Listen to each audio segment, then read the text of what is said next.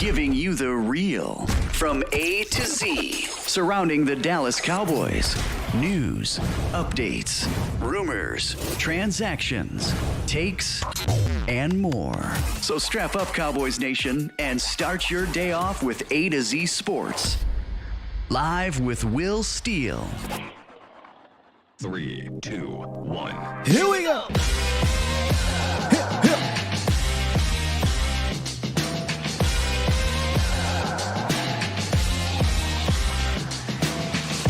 Good morning, good people. Welcome to A to Z Sports Live. We're streaming live on YouTube. And of course, I am your host, Will Skywalker Steele. Boom! Welcome to the Hump Day edition of A to Z Sports Live, ladies and gentlemen. We got a mock draft review. What? Guys doing mock draft? Yes, we're going to grade the mock draft, a 7th round mock draft for the Cowboys. It is that type of season, right? We're in that draft month, so we're going to kind of narrow down on certain things. So here's what we're going to do. Each pick, we'll break it down. We'll talk it over with you. And it's going to be a little different.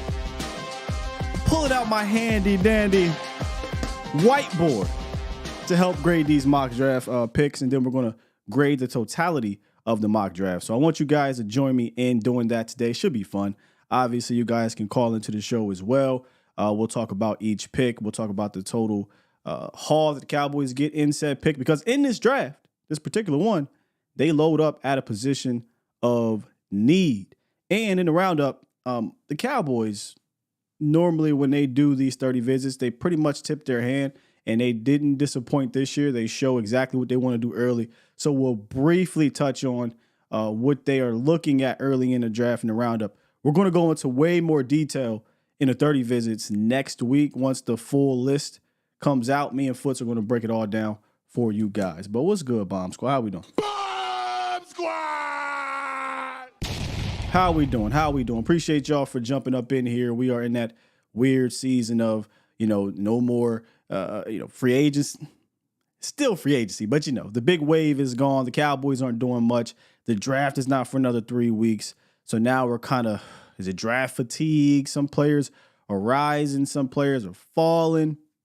We're going to make sure we settle it all and get y'all in the right mind frame for when the draft gets here. All right. I got a cool segment later on in the show that I'm going to be debuting today, and we'll see how it goes. If we like it, we'll keep bringing it back. If not, we'll just do it every once in a while and have some fun with it. So, jam-packed show, Cowboys Nation. Lock in. Let's go, Bomb Squad. It's time! It's time! It's time! It's time! It's time! It is time for... It's time for the morning roundup. Round 'em up, boys. Let me talk to you! That's where you're supposed to go. Show's not over. Let me talk to you, Cowboys Nation. Briefly mentioned the whole 30 visit thing, right? Again, we're going to go into way more detail next week. I'm not sure which day, but next week for sure. But I couldn't help myself when you go look at that list and you see that they're bringing in blue chip offensive linemen for their 30 visits. Guys who, let's be honest, these are going to be first round picks. Some of them may not even be there, honestly. But just in case they are, Cowboys have to be ready for it. And, I saw someone on Twitter was like, hey, the Cowboys are bringing in, a player who may not be there. Does that mean they're going to trade up? No. Listen, this is not the year to be trying to mess around and trade up, in my opinion. You don't even have enough picks to do it. You didn't go in free agency and fill a whole bunch of other spots. You need all the damn picks you can get, and you got to hit on them bad boys. So I would caution trading up. This draft is deep enough offensive lineman wise, especially in the first round, in my opinion, for the Cowboys to kind of just sit where they want. And hell, even trade back. Damn sure ain't trading up. Here are some names.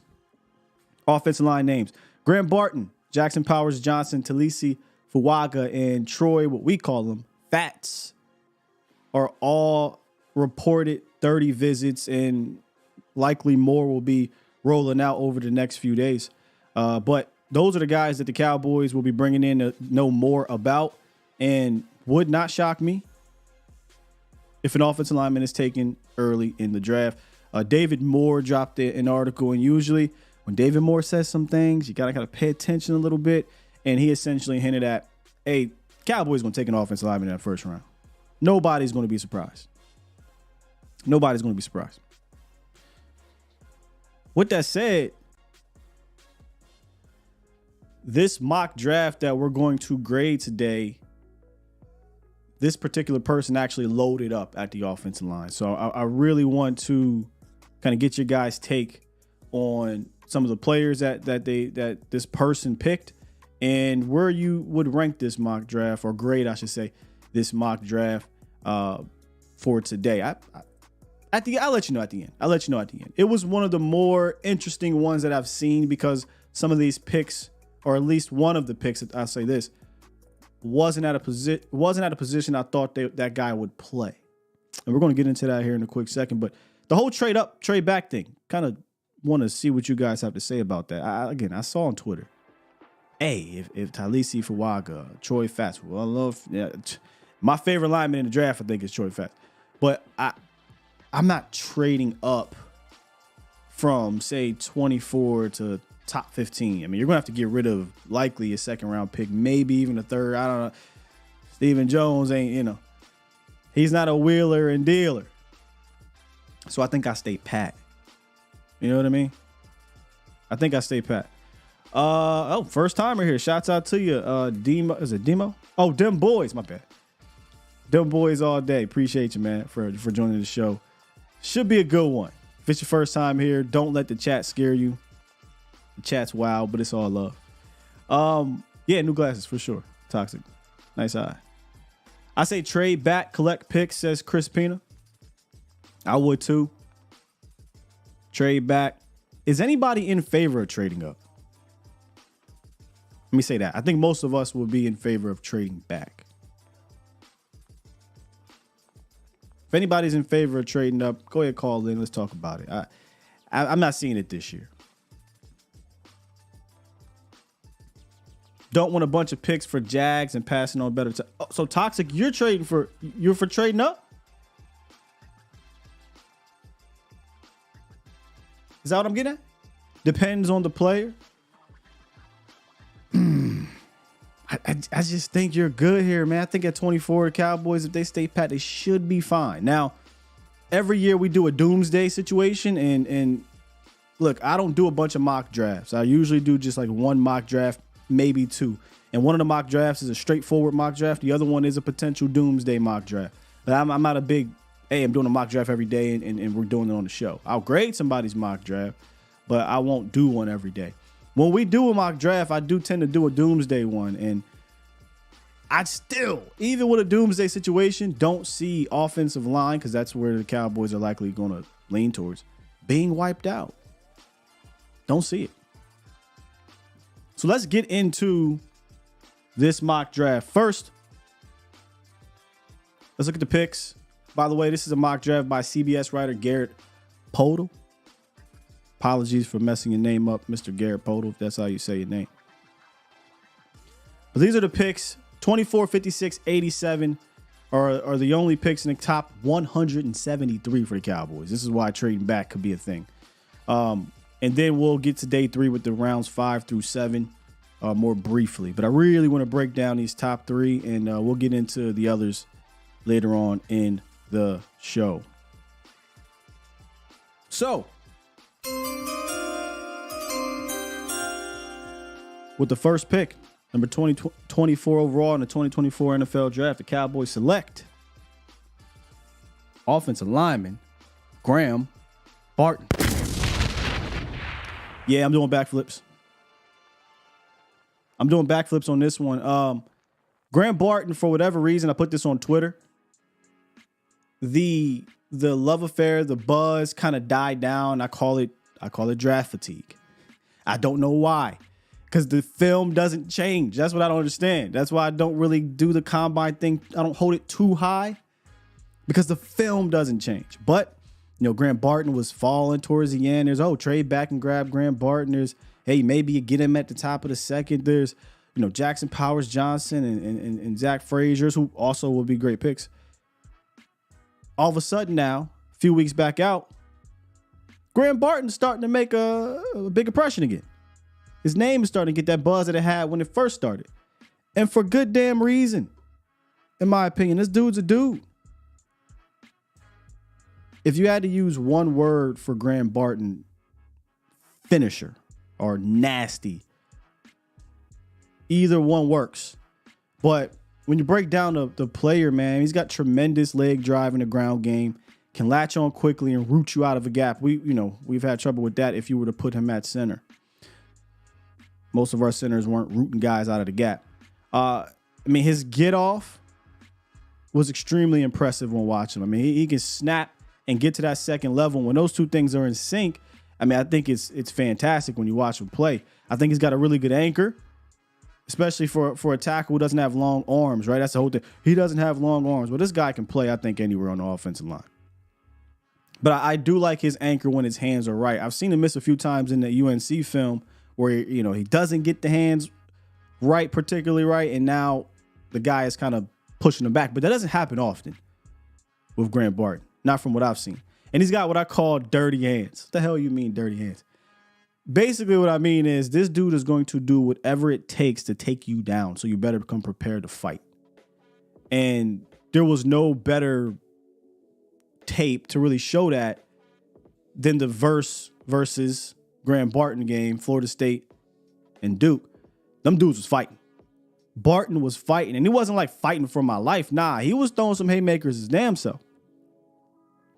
But one of the things I really like about Barton, if I can bring this up here, just want to show a particular play. I talked about how he can snap off the ball and combo like a maniac. I think when you look at Barton and when you look at what the Cowboys need on the offensive line, they weren't getting to the second level and securing the second level. I don't even think at an average rate. I think it was pretty poor, but this guy can do it, and he can do it damn well. Here's Grant Barton, number 62 on the left side here at left tackle. Mind you, now, when we're talking about this guy for the Cowboys, we're talking about on the interior, and I'll get to that in a second. But when I talk about that snap, you watch Barton. This dude is usually the first guy off the ball. Watch what he does to this guy here and how he gets to the second level afterwards. Secures the second level, turns him, and creates a lane. Now, it's not his fault that the tight end couldn't secure the block, but this would have been a huge play. But let's slow it down a little bit and really kind of dive into why I think, Grant Barton's a special player on the interior. So first off the ball, off the ball, he has a quick snap, gets to the duo block, the double team block, to start making his way to the combo. So he already has his head up looking at this guy, right? Watch, this dude's on the floor because of Grant Barton. Gets to the safety, I think this is, maybe linebacker, and then turns him and squares it away. And if this tight end holds his block, this is a touchdown. How many times have you seen that happen with the Tyler Biadasz over the years? Not a lot, right? Not a whole lot. But here's the interesting thing about this Grant Barton pick for this particular person here. If you read the fine print, he says, Grant Barton played left tackle at Duke, but as a pro, his fit is likely inside at guard or center. Dallas makes the pick with the intent to move 2022 first round pick Tyler Smith from left guard to left tackle. Whoa. So, Cowboys Nation, how we feel about, before we get into the grades, how we feel about Graham Barton being a left guard.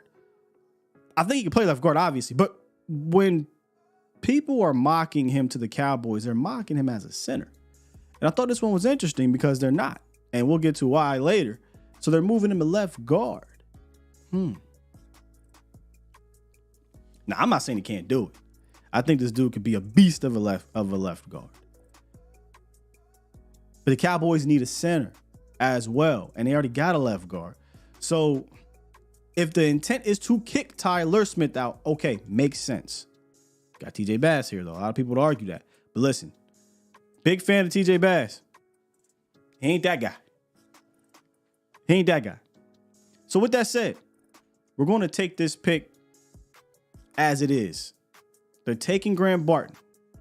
Give me your grade for the first round pick, 24 overall, Graham Barton. You can take into account that this guy said they're going to move him to left guard. If that knocks it down a bit, fine. I'll give you my grade, though. My handy dandy white board. Let's go.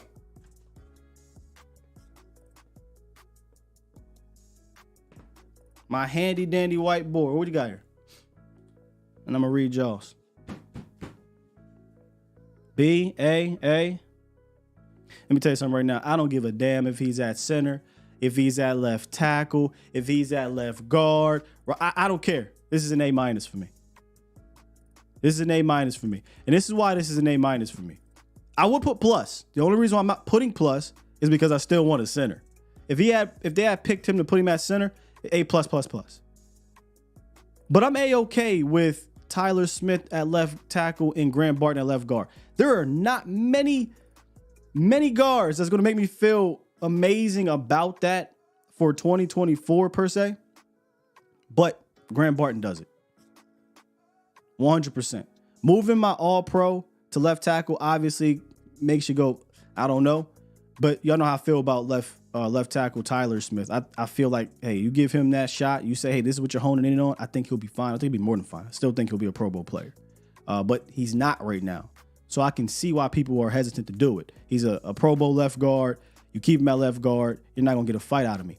But you give me Graham Barton to replace him at left guard? Shit. Come on, man.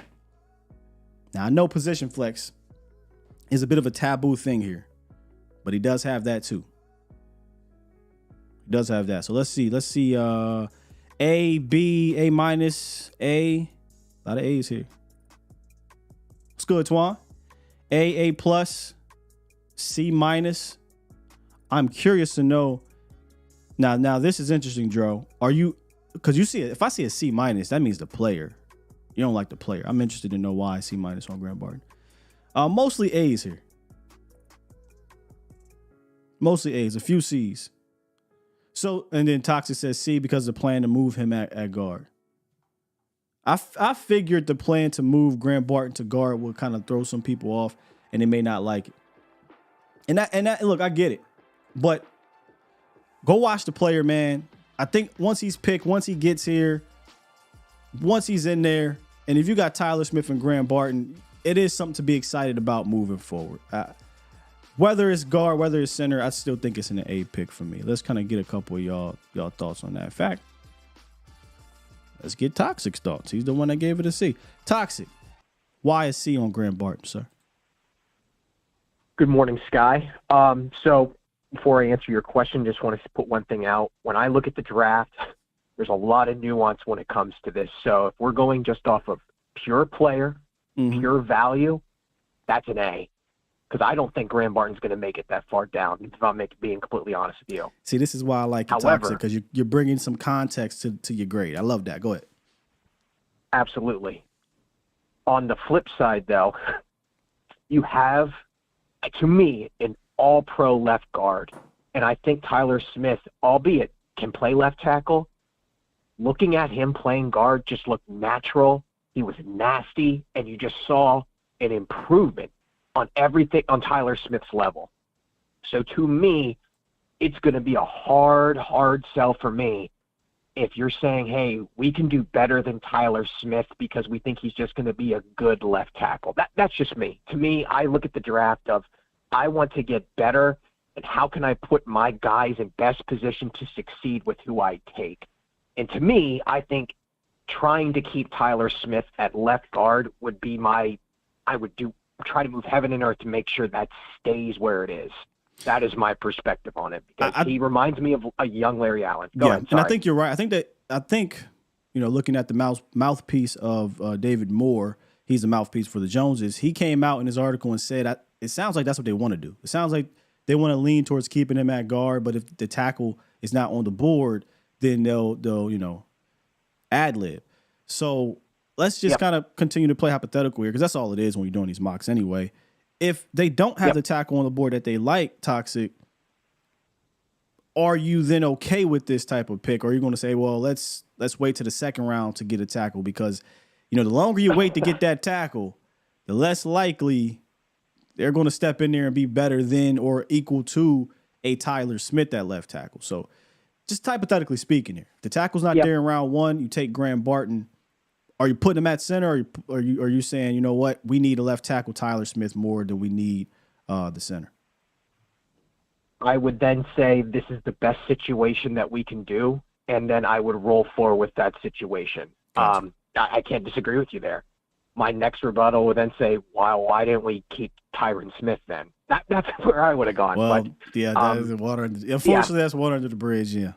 Yep, but other than that, I mean, high character guy. I mean, for everything I've seen from the basketball school of Duke, I'm kidding, by the way. I mean, he's the type of guy that you want on your offensive line, like really good finisher. I thought he was pretty clean. I mean, there wasn't much. I would watch Duke games sometimes because I live on the East Coast, and you see the ACC games, and there's games where you notice him, but not noticing him for the wrong reasons. So if you're getting that kind of play out of a left tackle and a guy that has that type of versatility in the college level, I'm going to be it. He's got the size, everything you would want. I just think every other team in the draft sees that too. So if he's available at 24, I would be just like you. I'm doing backflips. I think that's an incredible value. And the last thing I'll say is to what you asked earlier about trading up.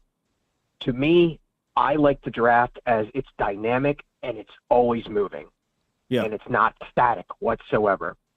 So if for some reason Marvin Harrison Jr. gets caught with PCP and a handgun and he's at 18, and you're telling me, well, I want to trade back to get more. No. Like, to me, this is a total crapshoot.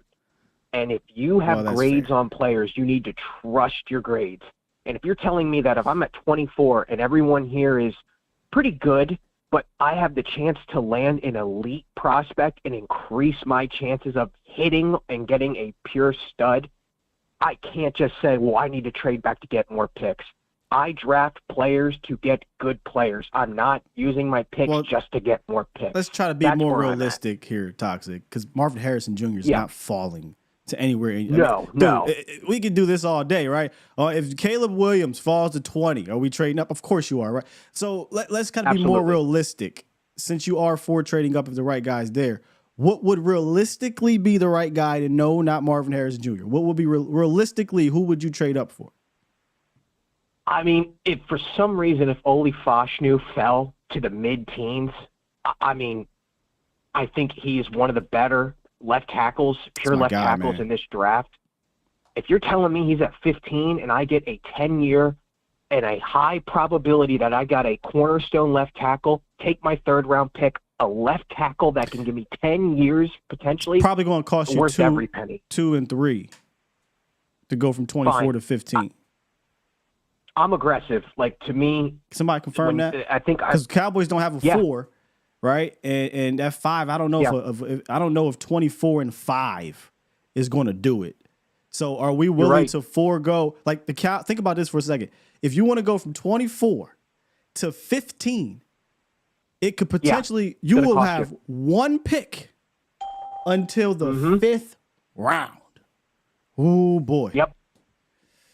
And I would then look at it and go, yeah, but I also landed a potential all-pro left tackle, which if I'm at 24, the likelihood of that falling to me is extremely less. That I'm just looking at it as how do I get the best players available and not bust?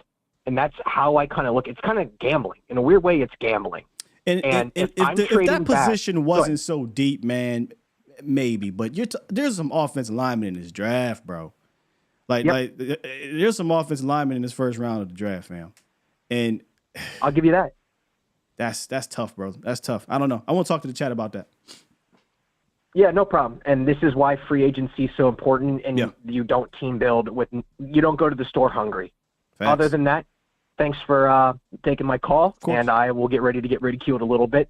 Talk to you later. I appreciate it. Hey, Toxic ain't afraid of no heat. Talking about here. Woo! So, man, and look, he used Troy Fats. That's my guy. So, man, he's tugging on the heartstrings here. Because I'm going to be honest with you. Initially, it'll sting. There's no doubt about it. You know, losing 2 and 3, but getting Troy Fats, yeah, man, I'd be excited to have him. But now the Cowboys aren't picking until the 5th round and 174, and they don't have ammo to get back into the 2nd or 3rd round or 4th round unless they trade players.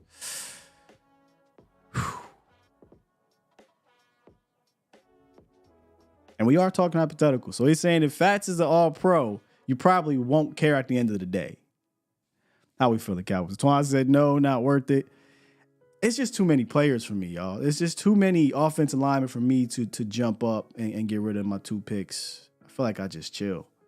You know, I sit there, and if I get me a grand Barton for my first pick, man, I'm ecstatic. Good conversation, though. All right, let's get to the second pick.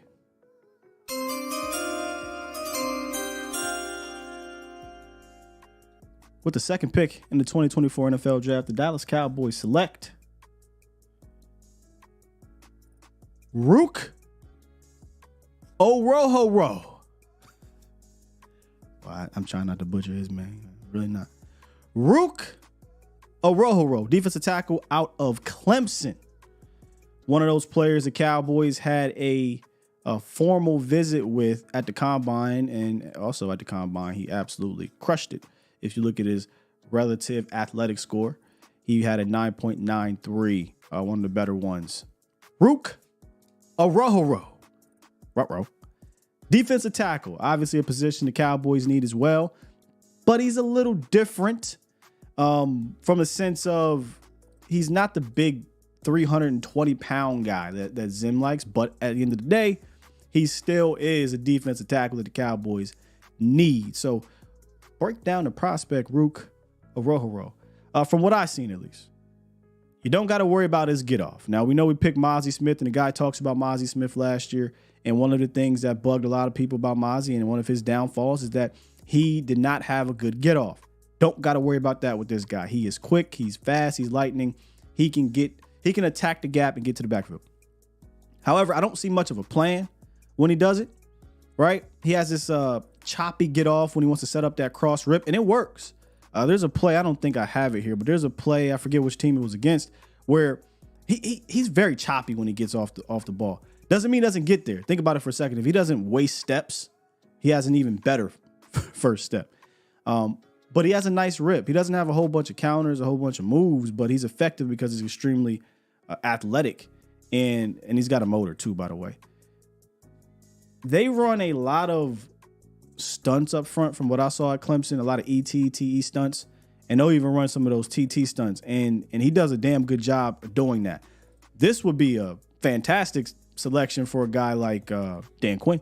Dan Quinn runs a ton of stunts, and he can execute those at a high level. But I don't foresee Zimmer doing that a lot here in Dallas. I feel like they'll play more honest up front. And I think he can do that too. I've seen him strong arm guys. He's got those 34-inch arms, right? Those 34-inch pythons. He's got long arms, so I've seen him do that. I've seen him two gap, hold the block, react, shed, and make the tackle. You go look at his numbers, not a whole lot of sacks or whatnot, but he does have a lot of tackles for loss throughout his career at Clemson. So he is a productive player, even though he's not a high sack artist. So I think with this selection for Ruke Orhorhoro, I feel like I'm butchering his name. I feel like two things will come from this, and they revolve around Osa Odighizuwa. He either, one, will be Osa's replacement, or two, he's going to push Osa. And I think Osa doesn't need much pushing, but he's going to push Osa, and that's either going to make Osa become one of them ones, right? He breaks out and he becomes this, top guy at the position, and going into he's a contract year, by the way, so he doesn't need much motivation. And now you got a great rotation for 2024, and you have something to think about in paying him. And at that position, if he does break out like that, I think you pay him. But if you take a guy like him, he is a 3-tech. He's more of a prototypical 3-tech, pushing 300. He's not there, but I don't think it's going to take him long to get there. It's 294, 6'4", 294. I feel like he can play around 305 once he gets into his grown man body. And he'll be a prototypical 3-tech in this type of scheme. Year one, I don't think he's your starter, right? He's a part of that rotation, but he's needed. When you go look at the defensive tackle room, all you have right now is Mozzie Smith, Osa Odighizuwa, and Carl Davis. You don't have another 3-tech. I'm not counting Chauncey Golston. I think Chauncey Golston kicks back out. We'll see when camp gets here, but I think he goes back out to playing strong side defensive end. So Ruke Orhorhoro, let's grade it. Come on. What you got? I'm bringing out my handy dandy. This is my teacher's pen right here. I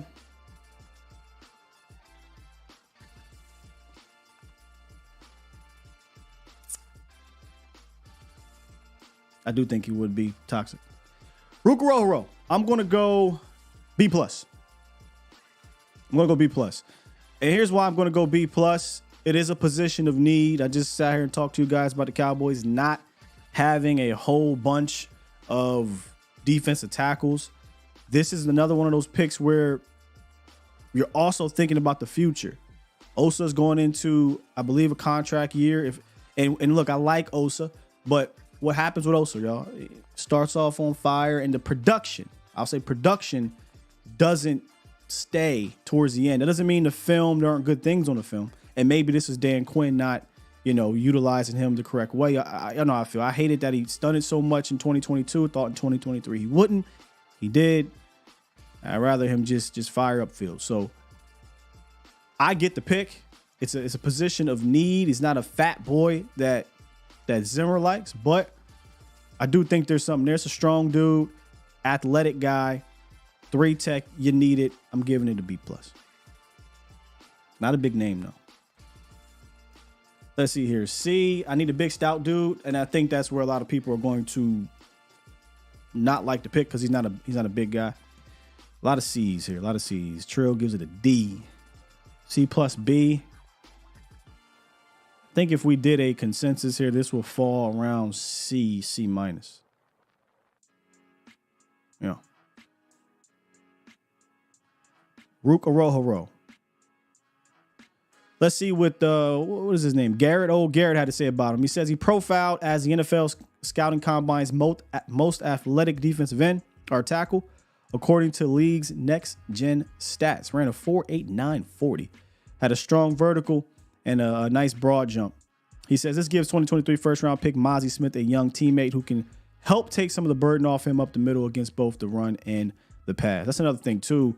If Mozzie makes a year 2 jump, now Mozzie and Orhorhoro are kind of your tackles of the future. But we're looking like C+, C- as a consensus around here.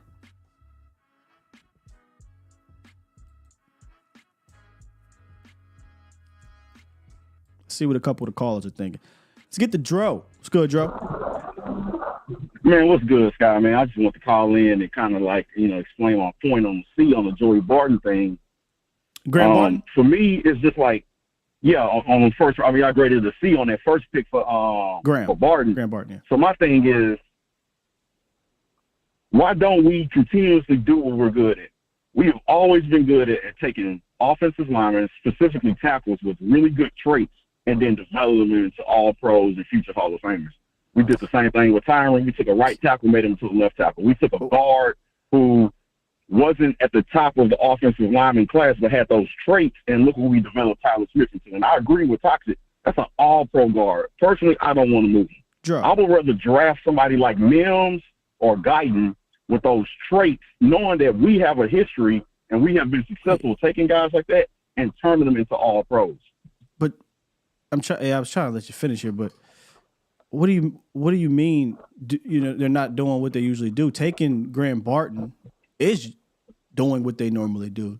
Taking a first-round offensive lineman, and that offensive lineman usually turns into an all-pro. What is so different about Graham Barton compared to taking Travis Frederick and he comes an All-Pro center, taking Zach Martin, interior offensive lineman, he becomes an All-Pro right guard, taking a guy like Tyler Smith who played tackle and guard and turned into an All-Pro guard? Why would Barton be different in your opinion? In my opinion, I see higher upside out of Mims and Guyton. I see two big, tall, athletic dudes who I know we get them down here with our offensive linemen and get them down here with Duke. We can put Tyler in the best position to succeed. To me, it's like, could Tyler be a hell of a left tackle? You like Guyton over Barton? I like Guyton. I'll be honest with you. I like Mims a little bit more than Guyton. I know Mims hasn't had a lot of playing time, but I think Mims, just off the traits alone, you put him here with somebody like Duke. You get him working with Duke. You get him with somebody that has an experienced offensive line like ours, and I just think this dude is going to blossom into a future All-Pro. You're not telling me why you don't like Barton in this situation, though. Yeah, I'm not saying I don't like it. I think to me, Barton is a solid player. All the things you're saying are solid. I think he's better than both of those. But all the things you're saying about Barton, about these guys, you can do with Barton. Go, come down here, get coached up, go work with Duke, and why wouldn't he be able to have the same type of success as? Didn't Barton does he have like an injury history? Not that I'm aware of. Why wouldn't he have the same type of success of a guy in Mims who doesn't have a lot of? I mean, Mims doesn't even have a lot of tape. He only got 8 games. Guyton, I think, is a super raw prospect. Yeah, he's a mountain of a man and athletic, but I don't think his tape is better than Barton's. So just why wouldn't Barton fit that same mold? I guess because I don't want to move Tyler to left tackle. There we go. I don't. I'm sorry. I got you. I don't. I think the dude is a future, like the next Larry Allen. And I don't want to move that dude to tackle to weaken my interior offensive line. That's all. Okay. Yeah, that's fair enough. That's all, man. I respect the players. Just I would rather take somebody like Mims, a guy, and develop this guy and then put him next to a Tyler. Hey, look, man. This Barton kid's a baller, man. But I'm not gonna. Again, I said I'm not gonna fight y'all about not moving Tyler because I get it. Tyler was an All-Pro left guard, and there's not many players that's gonna have me feel, great about the move because you're basically going to be if it's Tyler at left tackle and Bass at left guard, your left side does take a bit of a hit. That's just honest. But with Barton, I do think the hit is lessened because I think him and Tyler will be fantastic on that left side. But I feel you. I just want to say, hey, man, Toxic Tom, man, you my guy, but I disagree with you, man. If there's an opportunity to trade back and pick up some picks, hey, I'm all ears, man, because we didn't do shit in free agency. Yeah. So we need as many picks as possible. So I'm all for trading back. But other than that, man, I appreciate you, bro. I love the show, love the chat, love Cowboys Nation. Shout out to the Bomb Squad, man. Right now I'm on my way. I live in Houston, so I'm driving down 290 on my way to work in the medical center. And, man, y'all get me through every morning, man. Appreciate you. Appreciate you, Joe. And drive safe, man. All right, man. Y'all take it easy. Salute. I appreciate Joe calling and giving me his reasonings there. At the end of the day, I sound like Stephen Jones. It's basically not wanting to move Tyler. Y'all, I actually dropped a video on social media. I'll keep reiterating this thing. It's not about moving him for me. It's the fact that they're using that as a bargaining chip each year. We're going into year 3 and technically the second year in a row where we're like, oh, let's just see what happens and we'll address it through the draft. I would just like them to decide on what to do with Tyler Smith, even though I think wherever you put him, he's going to be a beast. But he is already one of the top guards in the league right now. So I'm not going to fight y'all. I'm not going to do it. Not going to do it. However, you give me Graham Barton, dog. I mean, you want to put him next to Tyler. I'm not going to fight you on that either. That dude's nice. All right, let's get to pick number 3, and then we'll take more extensive calls. With the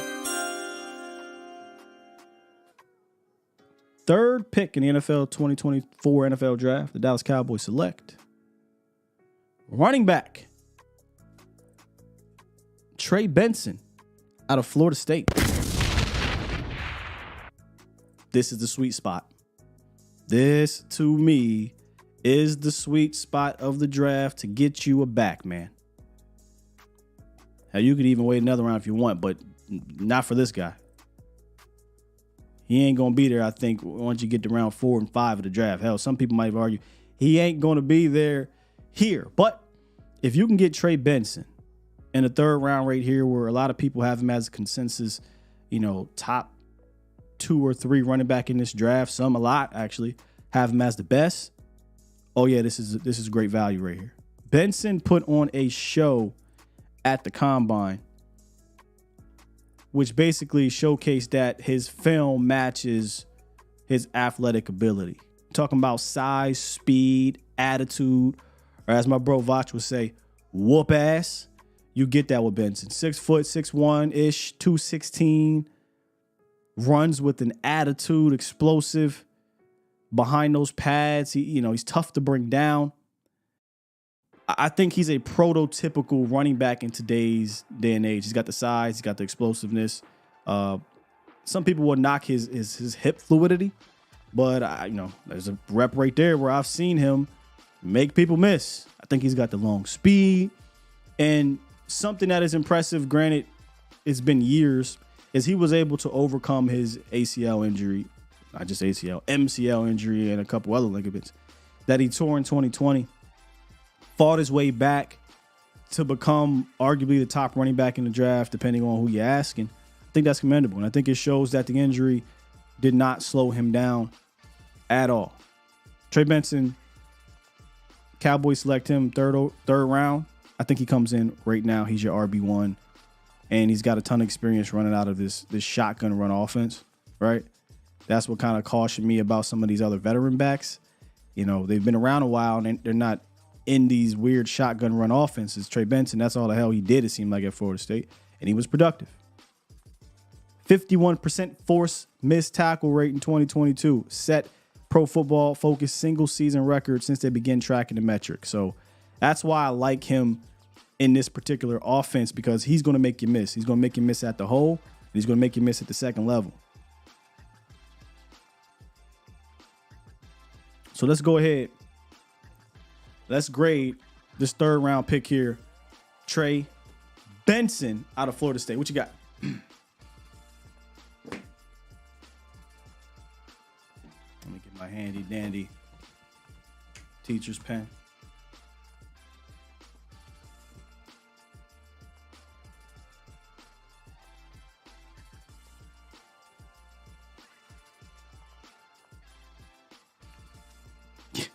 We on the same page. I got A+. I got A+ for Benihana. I got an A+ here because you obviously need this back. You need a lead back, right? There's other backs, right? They brought in a Bucky Irvin. We talked about Frank Gore Jr.'s. We talk. I personally would like to come away from this draft with a potential lead back. Mind you, lead back doesn't mean workhorse. It just means a guy who can lead my duo approach, who can lead my stable if it's going to be a stable. And this guy can do it. Right out the bat, barring injury, he's coming in. He's your starter, and he's going to be a damn good starter, I think, for you. And this is a guy who, without changing the scheme, I would imagine the run blocking gets better just by having a healthier Terrence Steele, more athletic, younger guys. I would hope the run blocking gets better.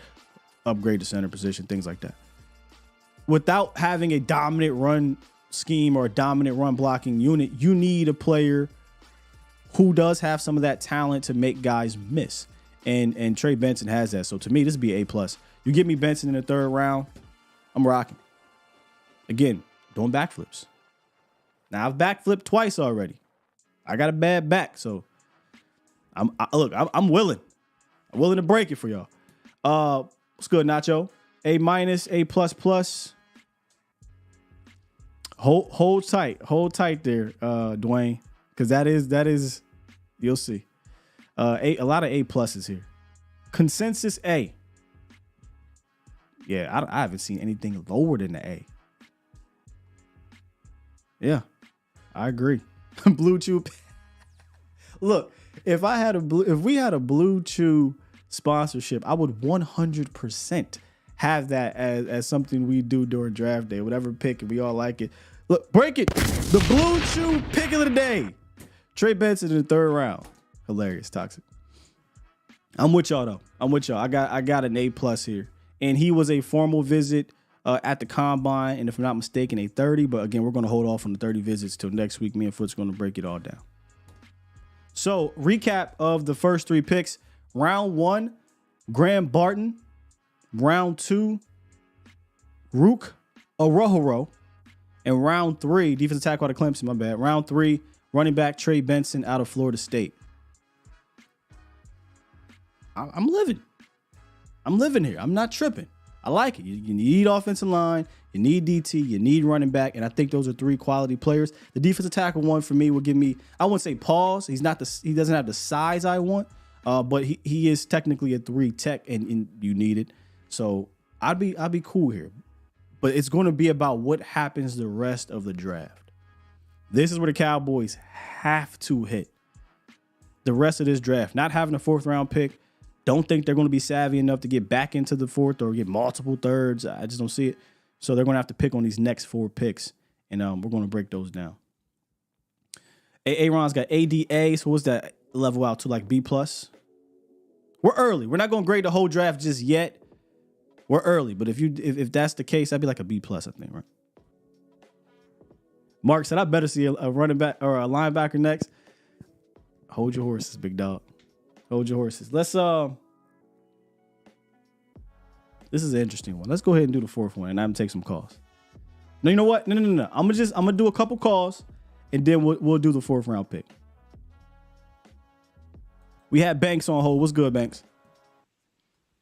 God, what's going on, man? What's up with you? Good to see you back. I don't know when it's been a minute that you've been up here, but hey, man, from the first 3 picks, man, real quick, man. I'm gonna go B to B+, C+, and A+.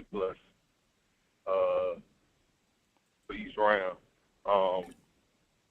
Because I do think I do like Tyler and keeping Tyler at left guard, and I just don't see them. I know it said I just don't see them moving him, man. I think they like where he had at left guard, and you know, and money-wise, they like him at left guard. You know what I mean? Man, I hate that perfect. We have to think like that. I can't even argue. Yeah. I cannot even say, wow, that's ridiculous, man. 'Cause you can't think like that. Yeah, you shouldn't. Yeah. But the Cowboys, it's very possible they do. Yeah. Yeah, but man. these guards getting paid, though, bro. These guards making $20 million a year now, so I don't know. Yeah. But I think, you know, being the how cheap they are, and Tyler just, you know, working out, you know, moving him to left guard and it working out. Oh man, you know, Stephen Jones is just, you know, he's loving that, man. So all I'm saying, though, bro, main reason. All I'm saying, though, bro, is them guards is getting paid. And by the time Tyler comes to, you know, think about it, you know, you don't got to pay Tyler for another like 2 years. You could be looking at $25+ million for a guard. So it might not be as cheap as you think. Yeah, definitely that. You know, I'm just kind of trying to, you know, say how they looking at it. He's definitely going to get paid. And that'd be crazy, you know, to drag that along, you know.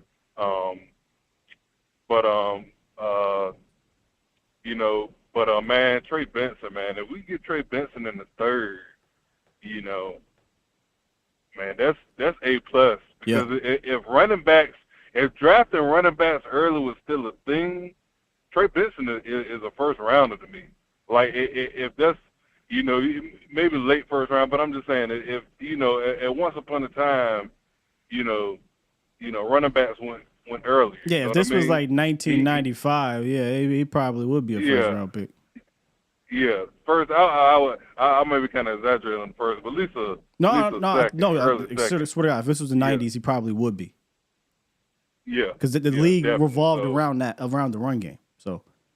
Yeah, and you know what I'm saying. So, I definitely can see that. So, man, do you think he'll be there in the 3rd? Is my question. I didn't see this guy's full mock. I just have a hard time believing maybe one running back taken before the Cowboys pick at 86. That's basically what he's saying to me. One, maybe two. You're talking maybe Wright, Brooks. That's tough to see him at 86. I think you're going to see a run start at the end of the second, early third, but it's not far-fetched for a quality running back to be there. I just feel like Trey is a top 3 back in this class, and it's going to be tough for him to fall. Yeah. Yeah, man. And I think it'll be perfect, man. I know they're saying, Brooks will be ready, Yeah, Brooks is their guy. So, yeah, so I just, man, if he can fall there, man, I love it, man, because, we should have went running back last year early. We should have got A-Chain, But there was a bunch of them. There was so many backs, man, that complimented the room, and they went the other way. So now here we are. Yeah. And his speed translates to the field. You know what I mean? The 4.3, you can see it in the highlights and his long run. So absolutely. But hopefully, man, I'm just hoping the draft works in our favor this year. Hope it's better than last year. I particularly didn't like it. Period. I'm just hoping, man, just for a good draft this year, man, and just hopefully they make the right decision. Yeah, I feel you, Banks. Everybody can put in work. But that's all I got. All right, big dog. Appreciate you. All right, guys. Let's go ahead and get to the rest of these picks, because that's what I'll do. We'll get the rest of these picks. We'll quickly go through. We got a lot of people on the phone here. 1, 2, 3, 4, 5, 6, and a lot of y'all long-winded. So we're gonna try to get through them as smooth as possible. Let's get back to this draft.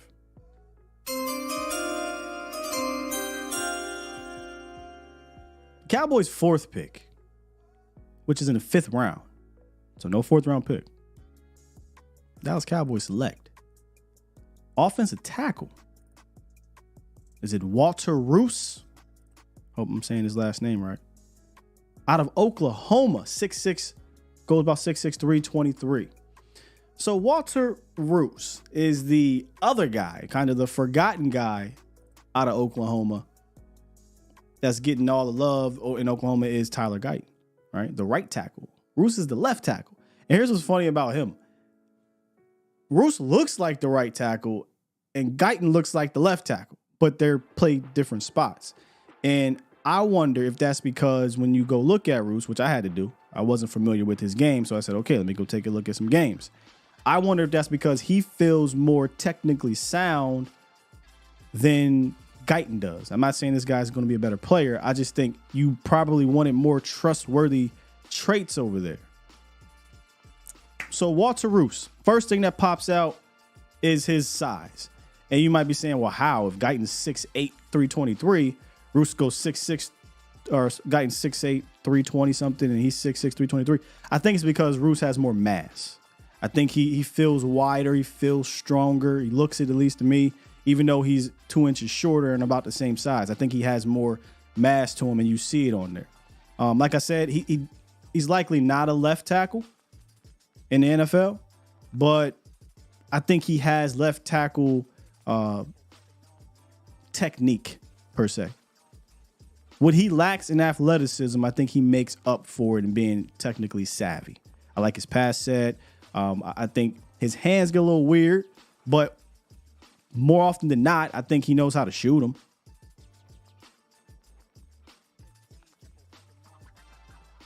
I'm big on that, man. I'm big on technique at tackle. I don't like me an out-of-control offensive lineman. I like patience and I like know-how. I think he possesses those from what I saw. But what I did notice, though, is if you take the fight to this guy, like right away, he does have the mass. He does have the strength to deal with it, but then his feet get weird. And, I start to think about, I'm not going to use that name. I start to think about later years or hurt guy Lyle. Lyle his feet wasn't the same. But when you take the fight to Walter Rouse, he'll fight you with his power up front, but then the feet get funny and now he's off. He loses leverage. He's off balance and he can be beat. I think he will have trouble with speed at the next level. I'm talking about demon speed, not just regular speed. I mean, it's Micah Parsons of the world. Like, if you can outside linebackers that got a great first step, it's going to be tough. But I think because of his ability to be technically savvy, he will make you run the hump. But if you got speed, you can probably get around that edge on him. So my conclusion on him, this guy is more of a right tackle. And in this scenario, I usually would say, damn, give me a guy that can do the left tackle stuff. But there is no worry about Tyron Smith getting hurt. So I think you take this guy and he'd be more looked at as a right to me. Maybe they look at him as a left tackle. I don't see it. But you don't have to panic anymore about Tyron Smith because Tyler will be at left tackle in this scenario. If you don't put Tyron Smith at left tackle, you've now waited until the 5th round to take a left tackle. And I don't think Rouse is a left tackle. So I'm going to go with this scenario of Tyler is your left tackle. Walter Rouse is going to be a guy that you groom to be a backup at right. And or if you don't like what you see in Terrence Steele moving forward, a potential replacement. Well, that's great to pick. Not a big name, I don't think. At least not from what I gather. But I want to give this one a C+. Again, he didn't say in his draft what he was going to be, so now we just making stuff up here in the sense of I'm going to assume he's going to be your right tackle. And if he's not your right tackle of the future, but a right tackle to groom. I don't like Josh Ball. I don't like Matt Walesko of the future. Awesome Richards can probably be your left tackle, left guard guy you groom behind Tyron and whoever your left guard is. And now you kind of got an Awesome Richards, a Walter Rouse to backups because you need that. You're losing depth.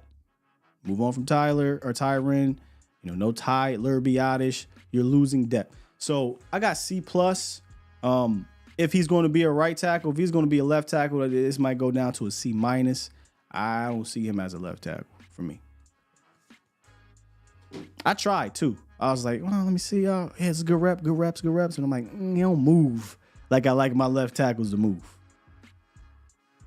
This is from CBS. This is by Garrett Podal. I think I'm saying his name. D, maybe C+ for future and depth.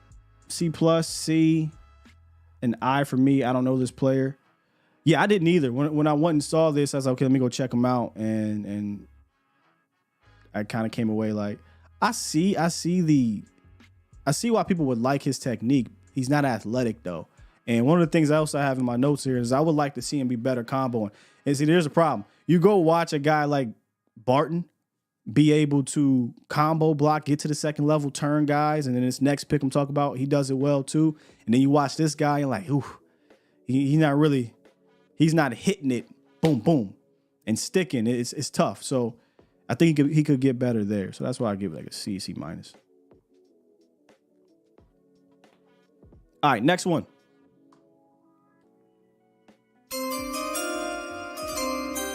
Cowboys 6th round pick.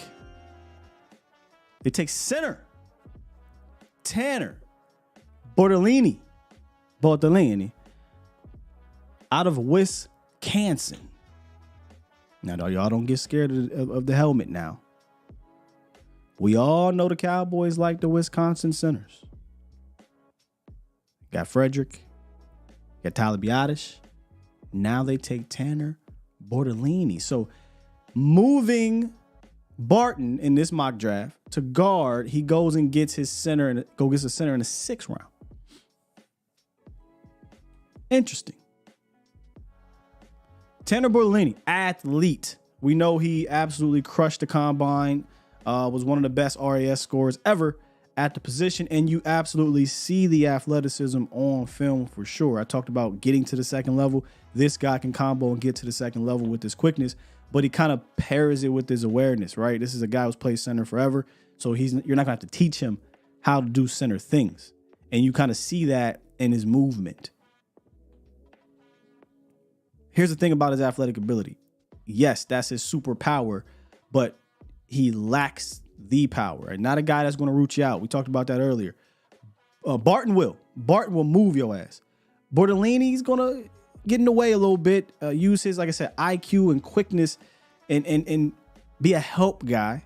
But I don't think he's going to be rooting people out. The power shows up from time to time. Watch the Iowa game. look, I'm not going to say he got overwhelmed, but there was a play backed up, I believe, on like their 5, and number 94 just absolutely just bulldozed him. And he fought. All my life I had to fight. He fought in that game. Different fight than Barton to me, though. This was a fight where, yeah, he lost some, he won a few, but this was one of those scrappy type fights. And he's a scrappy type player. If you're looking to get a guy to play in zone offense, a Bortolini's your guy. He'll do that all day and tomorrow. My only worry, I should say, is we feel more of like a gap scheme type of. We kind of shifted to more zone towards the end, but we don't know. What the hell are we, right? I don't think we have an identity on the ground. If we can form an identity and it's more zone, Bortolini works. But if we're going to rely on gap and rely on power and he needs to root guys out and move guys, and not really feeling it that much. So I'm not going to cheat y'all and say incomplete. That's great. That's great to pick. That's great to pick. I'm going to be fair on this one. It is a position of need. And based off of this mock draft, you didn't technically draft a center. You moved Barton to guard. So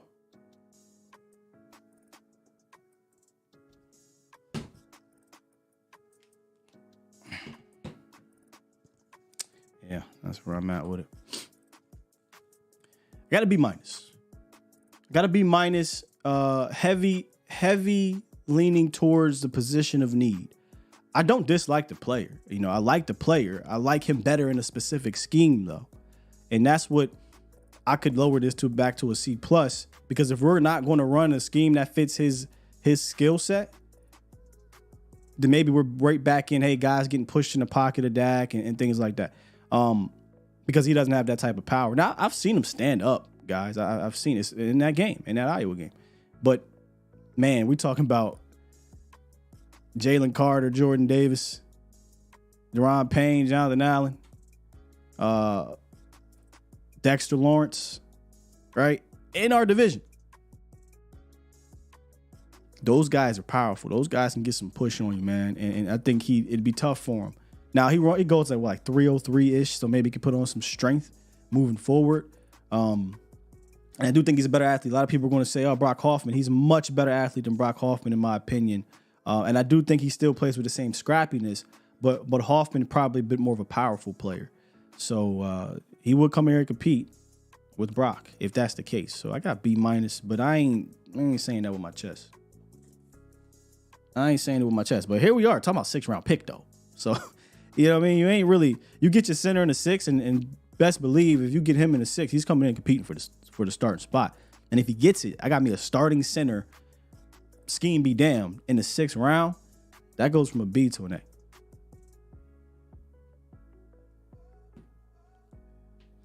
A. Let me see here. Swain just getting started. Okay, what's up, Swain?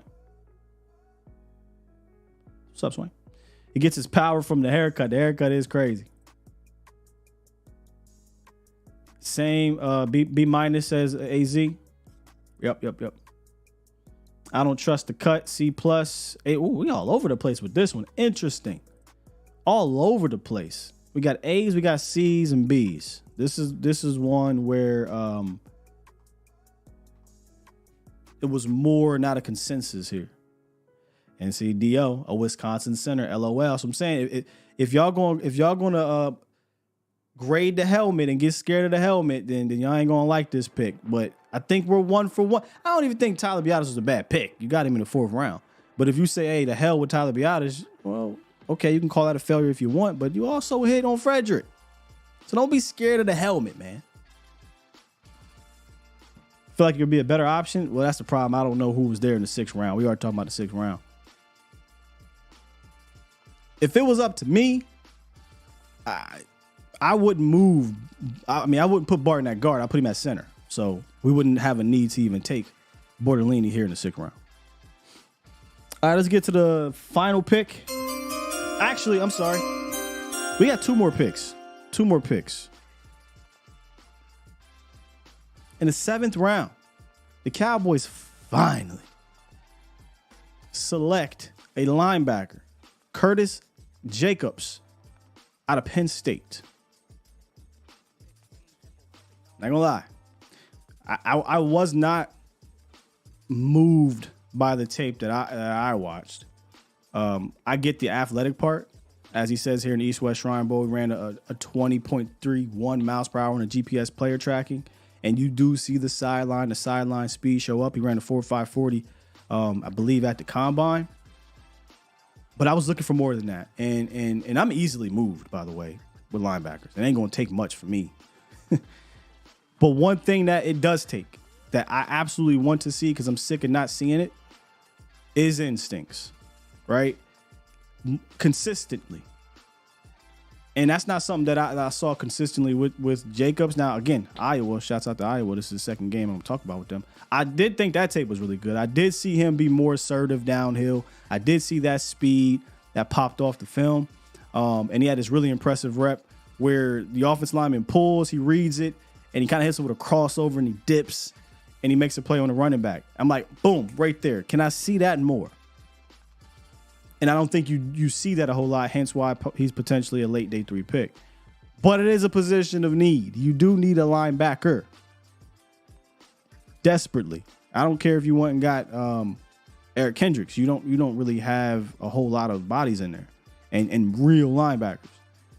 I think he put on a little weight at the combine. I think he weighed in at like 241, which that's impressive because I don't think he played at 241. He looked like that to me. He actually felt a little small to me, and you saw him kind of get pushed around a little bit, but he is a linebacker. So I'm going to do this. I'm not going to grade Jacobs alone. I'm not going to do that because it would be underwhelming for me. I was not overly impressed by the tape. What I'm going to do is we got a double dip alert. Final pick of the NFL draft for the Cowboys. The Cowboys select Darius Muasau, linebacker, UCLA. Okay, now you saved me here. I am really, really interested to know how the hell CBS has this guy as the 366th prospect. And why on PFF and all the PFNs, this dude is always there in the 7th round. The word from me when I watch this dude play is instincts. And y'all know I love instincts at the position. Sometimes them instincts this spidey senses might lead him to a different spot, right?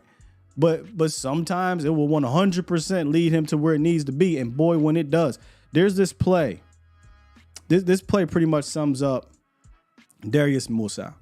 And just watch. I'm not saying this happens all the time, but it happens. And it happens frequently, in my opinion.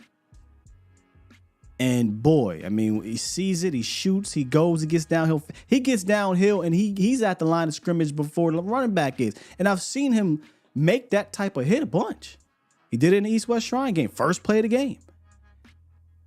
I don't know how you watch this dude and don't fall in love with his instincts, and I get it, right? Like sometimes, again, that may lead him astray. Maybe he's not the most fleet of foot.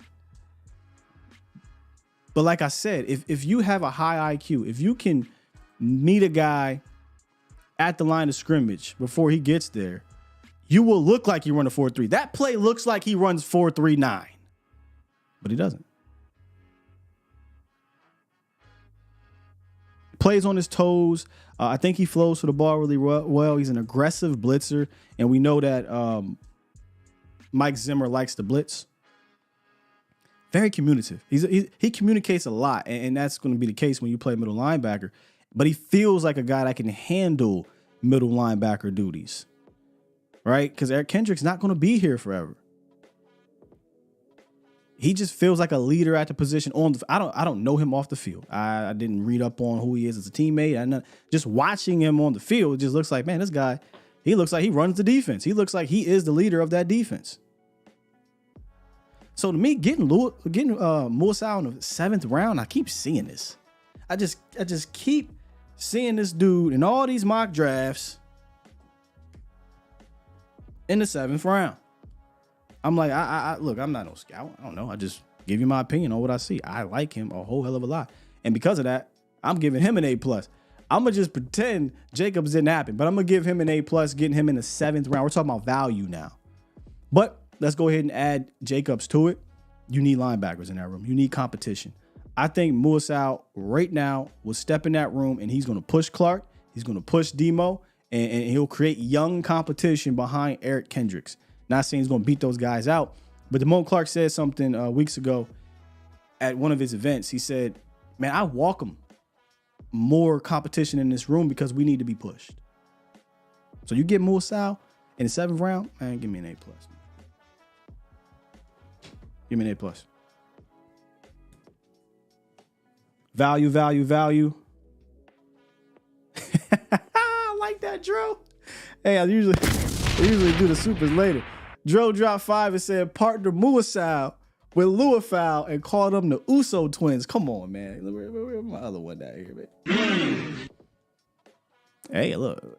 Let's go back and look at this mock real quick. If I get Muasau in the 7th, you ain't got no 4th round pick. I think you'd have to sacrifice your 3rd round pick for probably Luafau. Maybe. He ain't falling past the 4th, I don't think. He ain't falling past the 4th. Kendrick, yeah, him and Kendrick from UCLA. Facts. That's a good point, Mark. I think this is a no-brainer, though. You get him in the 7th. Shit, man. AZ likes both backers. I love the mentals for linebackers first. Same here, Tony. Same here. Do you have a high football IQ? Do you have a smell for the ball? Can you use that IQ to get there? Can you use those instincts to get there? Then let me see what you run. Oh, run a 4.5, 4.6. That's fine. I don't need you to be 4.3, 4.2. Well, 4.2. 4.3, 4.4. I don't need that. All right, let's review this thing real quick. Let's go backwards. 7th round pick was Darius Muasau, linebacker. They double dipped with Curtis Jacobs. Prior to that, I think I would have flipped this. I mean, how is he 166 and he's what? Can somebody tell me who don't like Muasau, why is he ranked so low? I'm going to ask a lot of people. I don't get this one. Bortolini in the 6th as your center. Walter Rouse in the 5th. As I would imagine, a backup offensive tackle. And then your top 3 picks went 3rd round, Trey Benson. Love it. 2nd round, Ruke Orhorhoro. Not in love with it, but I understand it. And I think I like the player. I think this is a good player. I just would love to know who else was on that board. And then pick number 1, Graham Barton, home run, smack it out the park. I don't give a damn where they put him, Cowboys Nation. You can almost guarantee this dude's going to be a Pro Bowl player. Whoa, Sky. You're doing too much. Pro Bowl player? I'm just saying the Cowboys are batting what? A hundo right now? They batting a hundo in the 1st round with all pros under Will McClay. Let me say that. Wait a minute. Actually, under the Jerry Jones regime, period, because Jerry never drafted a 1st round offensive lineman until 2011 when Jason Garrett became head coach, and he said, look, Jerry, you've been doing this thing backwards. We need some offensive linemen. Tyler Smith, Zach Martin, Travis Frederick. Bro, fool me once, fool me twice. You can't fool me 4 times. These dudes know what the hell they're doing with offensive line. A lot of people will say, man, can't keep taking these offensive line. And I said that last year. You can't keep taking these offensive. You got to be able to develop. Well, damn it, 4 for 4. If you tell me I'm getting an all-pro, I don't give a damn. I don't care if it's center, left tackle, right tackle, left guard, right guard. Odds are you finna get a Pro Bowl, all-pro player. So let's grade the whole draft. Barton, Orhorhoro, Benson, Rouse, Bortolini, Jacobs, Muasau. I don't think they have the whole picture. So if you need me to scroll down, I'll do it because a lot of people, like to see the visuals. What would you grade this mock draft? It hit all the needs. You got your linebackers, you got running back, you got offensive line, you got a lot of them. You got 3 offensive linemen. Okay, and you got a defensive tackle. You didn't get the size of defensive tackle, but you got the defensive tackle. What would you grade it? A, B, C, D, F. What you didn't get. Let's talk about what you didn't get. Let's talk about what you did not get. You did not get a wide receiver. A lot of people are out on that idea. Give me a damn receiver. You didn't get a wide receiver. Not at any point. So I would argue if I had to pick a spot where to get one, because this is a deep draft to get one. I don't know. I would Walter Rouse. I mean, I don't like that one. But this is the problem you have. You trade a 4th round pick for quarterback that you didn't flip again, and you didn't get back. See, last year when they made I'm going off track here. Last year when they made the trade for Trey Lance, I gave them the benefit of the doubt that they'd be able to recoup that. Because at the end of the day, if it works out with Trey Lance, a 4th round pick, whatever. But now I don't think they're going to. If they're able to recoup it, it lessens the hit there. But not having this 4th round pick right now to either A, package it to get more picks by trading down a little bit, or package it to move up, kind of sucks, man. So let's see what y'all got here. C+, total grade, B, B minus, C. A lot of B's. Wide receiver or defensive end. Yeah, yep, no DE, no wide receiver. See, this is where you don't go in free agency and you don't address some of these needs in free agency.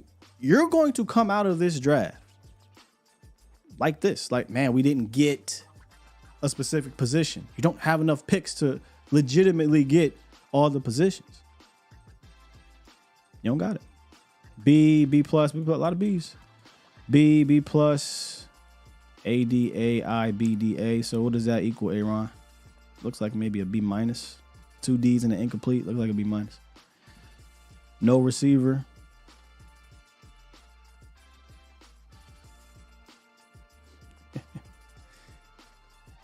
Yeah, I'd probably go. Man, I'd be really excited for the Benson and Barton picks. I'm not gonna lie to you. Benson and Barton alone would make me feel great about the top 3 rounds. So I probably go. Them alone would carry this as a B plus. I love getting Marisal in the 7th round. I like Orhorhoro. I don't love Orhorhoro, but I like it. It's the 5th, 6th, 7th, that little run right there. I'm like, but you're talking about 5, 6, 7th anyway. They're crapshoot. So I'm gonna go B minus, B plus. Good draft, I think, but not attacking maybe defense end. Well, I think have people a little turned off. You know how I feel about wide receiver. I feel like they can go out there right now with a potent passing attack, but they don't have a future at the position opposite of, in my opinion, opposite of CD Lamb, right? No future wide receiver number 2, no physical presence. So you could argue that they need to take a receiver at some point. But this is where you stand, man. This when you don't go out in free agency, you don't sign certain guys. That's what happens. You're going to be missing out on certain positions. I'd rather not be offensive line for me, right? I'd rather not be. And I'd rather not be defensive line. Maybe I switched Benson with the defensive end or a wide receiver, and there's a lot of running backs. I'll get me my back in the 5th, But that's the position, bro. And by the way, again, shouts out to, let me get his name. This is CBS, Garrett Podal. This was his mock draft. All right, let's get these 3 calls, and then we're going to hit the new segment that we're going to try to introduce. What's good, Trails? What's good with it? What's up with you? Man, that draft was trash. Did you just hit me with the Bubba Dub? Bro, come on now. You know that draft was trash. I got a few points that I want to make. Trash? I wouldn't go that. I don't even think it's bad, but trash? Goddamn. Go ahead, give me your points. The best pick was Trey Benson. That was the best pick. Come on, man. What about Barton? Graham, he hurt. I don't even. Is he hurt? Somebody said that earlier. What? I must have missed this. What's the injury concerns on Graham Barton? I think they said he got like a shoulder injury or something. I just been listening to like Brothers and shit. Oh, okay. I mean, I don't know. I had to go look that up. I wasn't aware that he had a injury concern that would kind of take him off some boards or knock him down. I didn't know that. He had a shoulder surgery or something. But I just got something to say. I got a few points. All right, the off season it's not over. You know, after the draft, people get cut. You could go steal from the practice squad. We're gonna get more people. Sure. The trade up scenario, trash. We're not trading up for. Yo. We don't even got enough picks to we trade can't up. trade That'll put us in a terrible situation. Also, we drafted Tyler to replace Tyron, so let's go ahead and go through their plan. T.J. Bass and Hoffman played good, and I think y'all doing the scene Richards dirty, man. I don't know, man. Just because he ain't played it on me, he can't play. Yeah, I'm not banking on somebody that we don't know. Like, you know what I'm saying? Like, I haven't even seen enough to be like, I'm trusting him. I'm not dismissing him, but I'm also not drafting because I got a awesome Richards, a 5th round tackle guard. Not really sure what the hell we're doing with him. So I don't think it's disrespect or anything or dismissing him. It's just that, hey, he's not a player that I'm going to just be like, you know what? We got awesome Richards. We don't need nothing else. Nah, not for me personally. I ain't doing that. You want to see him. I get it. Yeah, we got to see a little more, man. Okay, and I also feel like in this draft, we need a target wide receiver because once we didn't lose because of offensive line. Our offensive line wasn't bad.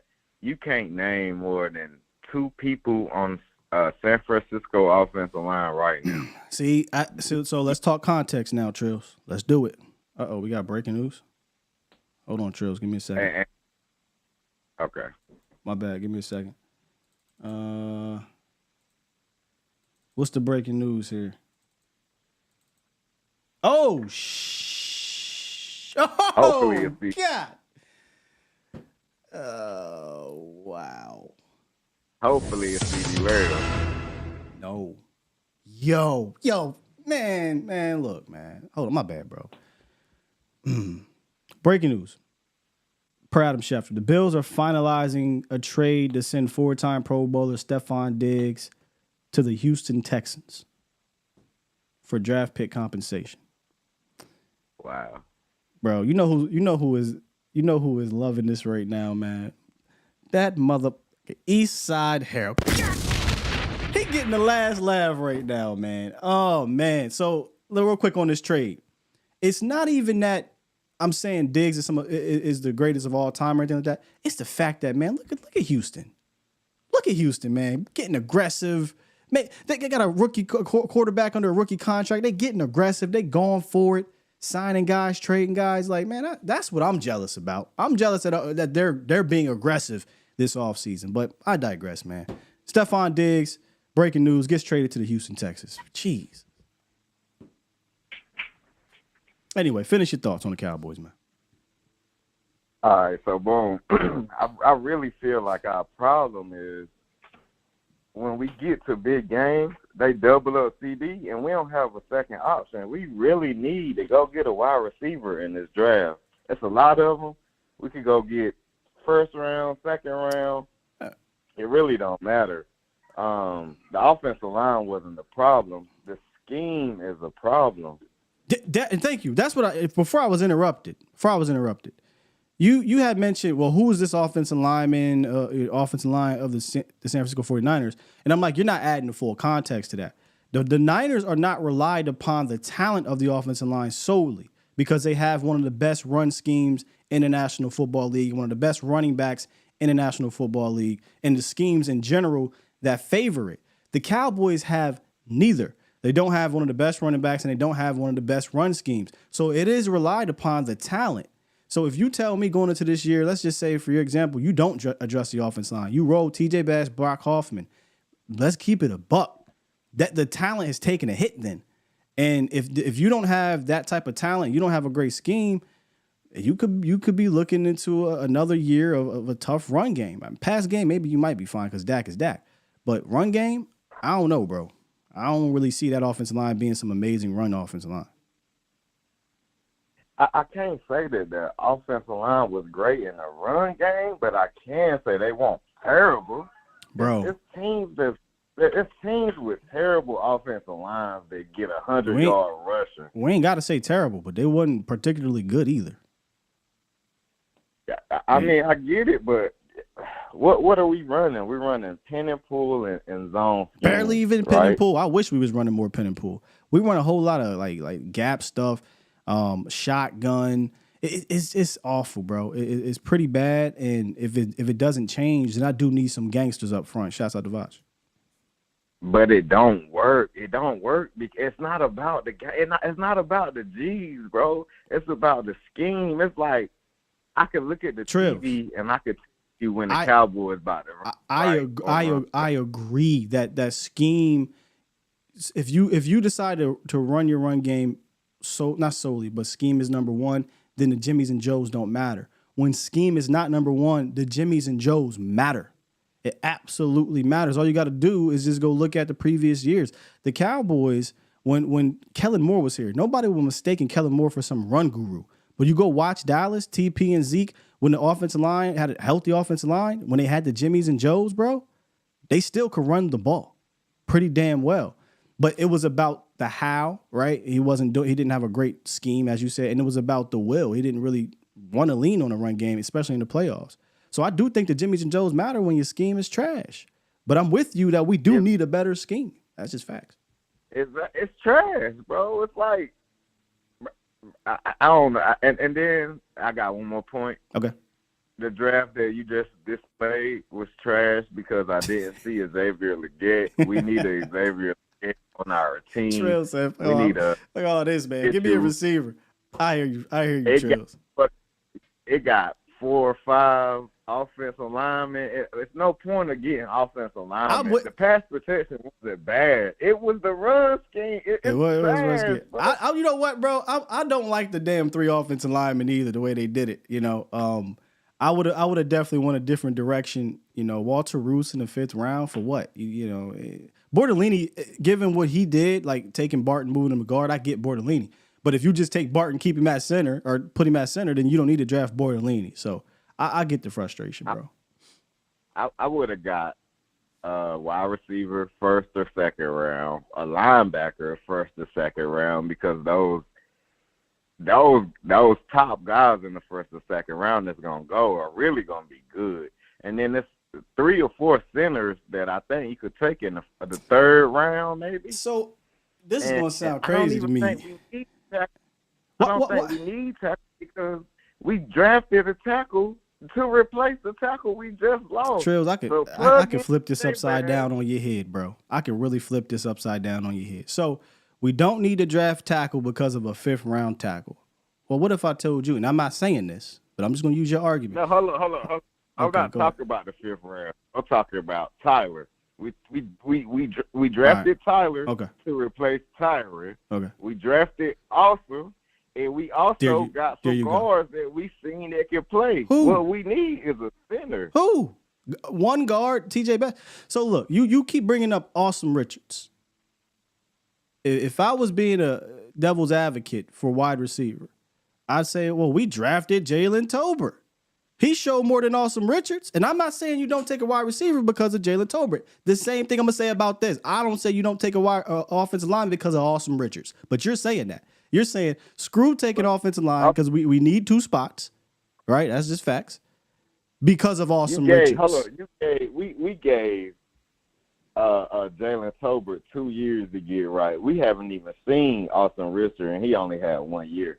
But I seen TJ Bass and Hoffman play good against Hoffman. 2 dominant Redskin defensive tackles, and they played well. I like Bass. Yeah, they might were ready to go home, but they still played well.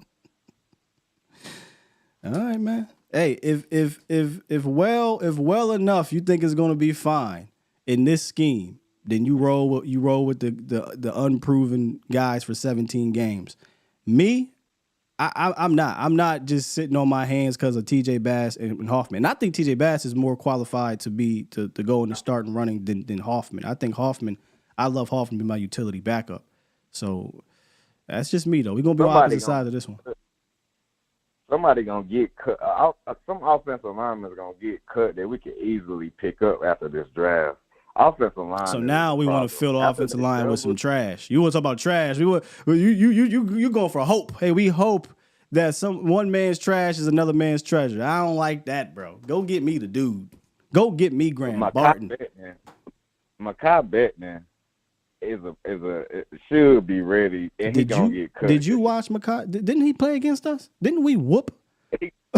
He gonna get cut. He gonna get cut this year. That's another depth piece. But the reason why we lost every game is because they doubled CeeDee Lamb with two safeties over the top, and Dak doesn't have a second option. They don't even respect Cook. CeeDee Lamb had 10 catches for 100 yards against the San Francisco 49ers, and we scored 12 points. Exactly. The Dallas Cowboys, and I hate to do this because it is a passing lead, but I'm just going to keep it a bean. I can't sugarcoat it to you.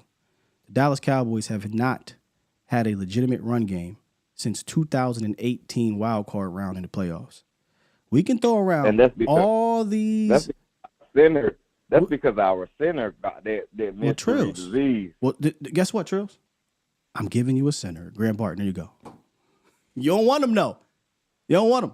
I like the other guy in the third round. I want to say he played for West Virginia. Fraser ain't making it to the third round, brother. But I like him too. It's a center that's gonna make it to the third round. We need to go get some wide receivers, bro. I'm telling you, we look bad when they double CeeDee Lamb. CeeDee Lamb had like 15,000 yards last year, bro.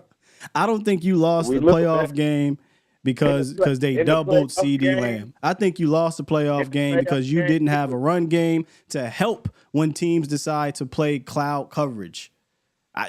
If we're talking about playoffs, you keep losing these playoff games because you are one-dimensional. I don't want to continue to keep leaning into the one dimension. I want to complement that dimension. Look, I'm not against taking a receiver. It don't got to be in the first round, but I'm not against taking a receiver. But at least tell me, as a fan that is not stupid, I understand we need a run game. At least tell me you're going to do something to address the run game. If they don't do that, Trails, we're going to get to the playoffs, and you can say, well, we losing because we ain't got a second guy. I'm going to tell you something right now, Trails. Xavier Leggett, whoever else in the second round, a rookie wide receiver in the second round, you can say, Sky, you're being unfair. Ain't going to get you over the hump in the playoffs. It's not going to happen. It is. No, it ain't. It is. All right, name me the rookie wide receiver that got a team over the hump in the playoffs last year. Okay, listen. Hold up now, listen. When we're in the playoffs or when we're in there, Xavier Flowers, what not Xavier? Zay Flowers cost his team in the playoffs. Hold on. When we get to these tough games and they double CeeDee Lamb and they don't respect the run because we don't got a run scheme, Zay Flowers cost the his game team. is over. The Texas wide receiver didn't even play in the game. He got hurt midseason. Sorry, I'm talking about him. Who? Dell didn't even play. No, I'm saying when the Cowboys play a tough team, when we got a tough game, and that's a good one. CeeDee Lamb Rice is definitely a good one. They got the greatest quarterback of all time, but Rice is a good one though. I'll give you that. Hello? Yeah, I'm reading these chats. I was waiting for you to give me some names. The chat's giving me names. Zay Flowers cost his team. Texans didn't have no rookie wide receiver out there doing anything. But Rice is the good one. I will give you Rice. It's a lot of rookie wide receivers that did their thing. Tank Dell left in it. I'm not talking about doing things. Look, y'all. And we're gonna end it on this. We ain't talking about regular season anymore. That's done. I've seen Dak Prescott dice it up with all types of wide receivers in the regular season. We get to the playoffs. The I don't know if you were here months ago when I broke down the run game in the playoffs. Do you understand how bad how one-dimensional the Cowboys are in the playoffs, Trills? I don't think you do. The offensive line ain't gonna fix that. The scheme will fix that, bro. That's what I'm trying to tell you. You can't name other than changing. Name the offensive lineman on the 49ers. Because they got a great scheme. Is what I'm trying. Trills, we talking in circles, bro. We talking in circles. I just want you to understand what I'm saying. I just want you to understand. Is the scheme changing? No. But you can change the players, right? The run game still gonna be trash, though, bro. Just answer my. All right, Trills. You ain't gonna play the game with me, man. If the scheme ain't changing, then I'm gonna change what I can change, and that is the players. So if I can get better players up front to help me block it, because look, as trash as the scheme was, and Vach is in here, he can vouch for this. When we watch the film, Trills, I don't know if you do, or if you were here when we watched it, how many times, y'all, did we watch, who's our center? Tyler Biadasz, and we like, damn it, if Tyler Biadasz just got to the second level and was able to pin his guy, that run goes from 5 yards to 25. Damn it, if Tyler Biadasz was able to pull and get to that second level, damn it, if Zach Martin or whomever, right? How many times did we say that with a trash-ass scheme? Okay, so that's what I'm saying. It's 3 or 4 centers that's not going, because center isn't a first or second round option to me. It's not graded that high. They don't even get paid as much as the rest of the O-line. We can snatch one in the third round. The center disrespect crazy, fam. Were you around? Were you around? Were you around when we had Bill Nagy and Phil Costa? Were you around when we had old boy from the Journeyman? Great guy, but who was the backup? Who was the backup dude? I'm 32 years old, bro. So you a little bit. So were you around for Phil Costa and Bill Nagy? Yeah, I'm 32 years old, bro. That don't mean nothing. That was roughly a decade plus ago. Some people won't be really in tune to it. Like not everybody go crazy like some fans do at a certain age. I feel what you're saying. I started watching football at like 4 or 5 years old. My daddy a big fan. Right, so you like me. Yeah. We drafted all these offensive linemen. And they turned into all pros. Straight up the middle, bro. Straight up the middle. That's all we do. It's trash, bro. Yeah. Hey, look, all right, man. That was fun. That was a fun fight. Because I feel you. We do need a wide receiver. But, man, I do want to fix this run game, man. And if we can't do it from a scheme-wise, then get me some dudes, Trails. I appreciate you, though, dog. I feel you, big dog. I join the show. Yes, sir. Y'all like the show, man. Stop playing. Good stuff, man. Good stuff. Phil Costa. Woo! Yeah, I remember that. That wasn't fun, man. Who I keep forgetting the other boy. Played for the Niners. I think even the Giants at one point. Vach, come on, man. You know what I'm talking about. Y'all know what I'm talking about. It was 2018 when Frederick went out. I think was it 2018? Yeah, it was 2018. Funny dude. Did the dance, had the Zeke jersey on and whatnot. What was his name? Nah, not Kozier, but Kozier he was part of that whole situation too. Joe Looney. Thank you, Jay. Joe Looney. Man, I'm not trying to go back to Phil Costa, Kyle Kozier, respects, whatever. Bill Nagy, Mackenzie Bernadou. Were y'all there? Were y'all outside? Were y'all outside for Mackenzie Bernadou and Phil Costa and Bill Nagy and Joe Looney? Man, nah. Not doing that.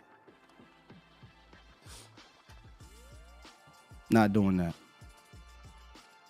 But I do love the conversation because it puts the spotlight back on the real issue in the playoffs beyond what we know front office, beyond what we know coaching wise, right?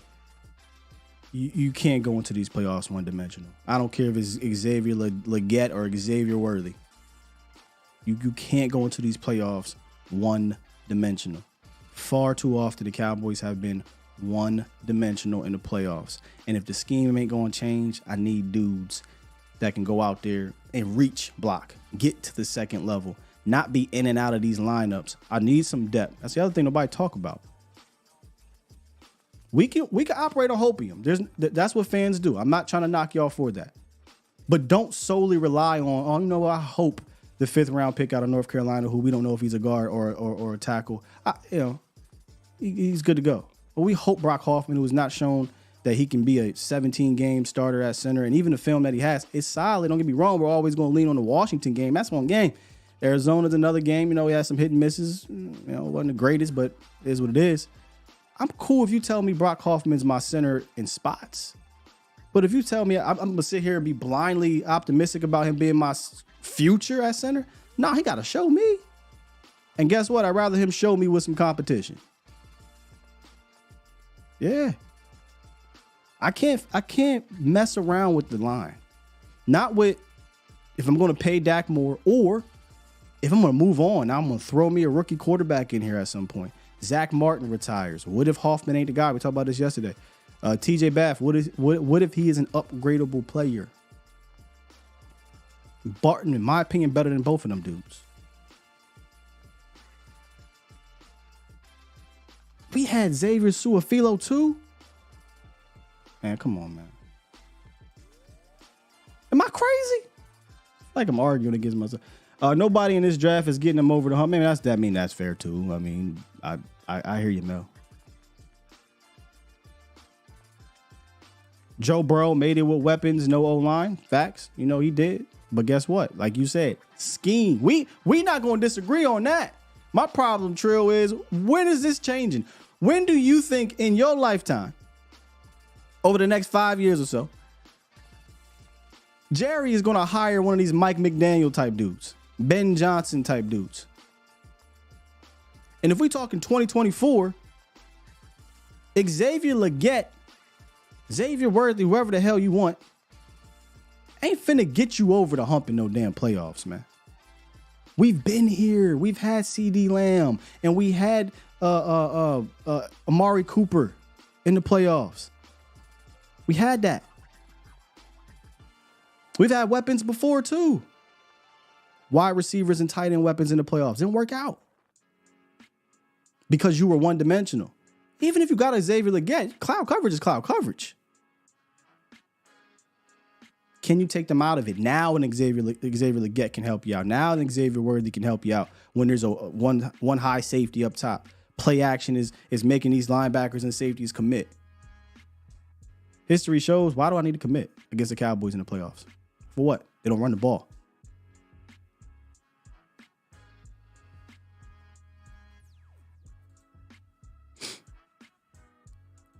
Nacho, what's up, man? My man, congratulations on the greatest gift of being a father, man. Thank you, brother. I'll start with that. Hey, listen, love the show in the morning, man. There's some good stuff. My take on it is this. You give me Troy Fautanu, Barton, or JPJ in the first round, gold. I'm doing backflips. In terms of Barton and what the callers and their takes, here's my take on Barton. Out of those three, you know, obviously Troy would be probably in terms of how I'm going to be ranking him in terms of quality, I'd probably go there because he could be your left tackle immediately. We don't have to worry about the whole situation with our left guard, of course, going back and forth. But Trill, the defense gave up 41 points last year. What are you talking about? Yeah, right. Barton, let me tell you what Barton brings. I'm with you on this. Barton might just be it gives us the best flexibility out of all these linemen. He could be your tackle, he could be your guard, and potentially, if you had to, he could be your center. So he gives us that where the others give us more specific spacing. Now, we want an immediate starter at center, JPJ is our guy. I mean, simple as that. And for those who think that drafting a center in the first round is not a good thing, I completely disagree. When we have a true center, the quarterback and the center are the ones that touch the ball most on offense.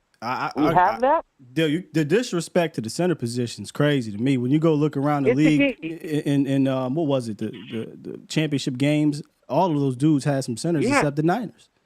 You know? Absolutely, Sky. And so I mean, when we are at our best, we have a true center, a true signal caller that's going to help the quarterback out, and it'll just solidify that interior line. Imagine having a JPJ and having Zach Martin and having Tyler on the left. Come on. You know, so that to me is crucial. Give me any of those three. And in terms of we've been talking about the trading up scenario type of thing.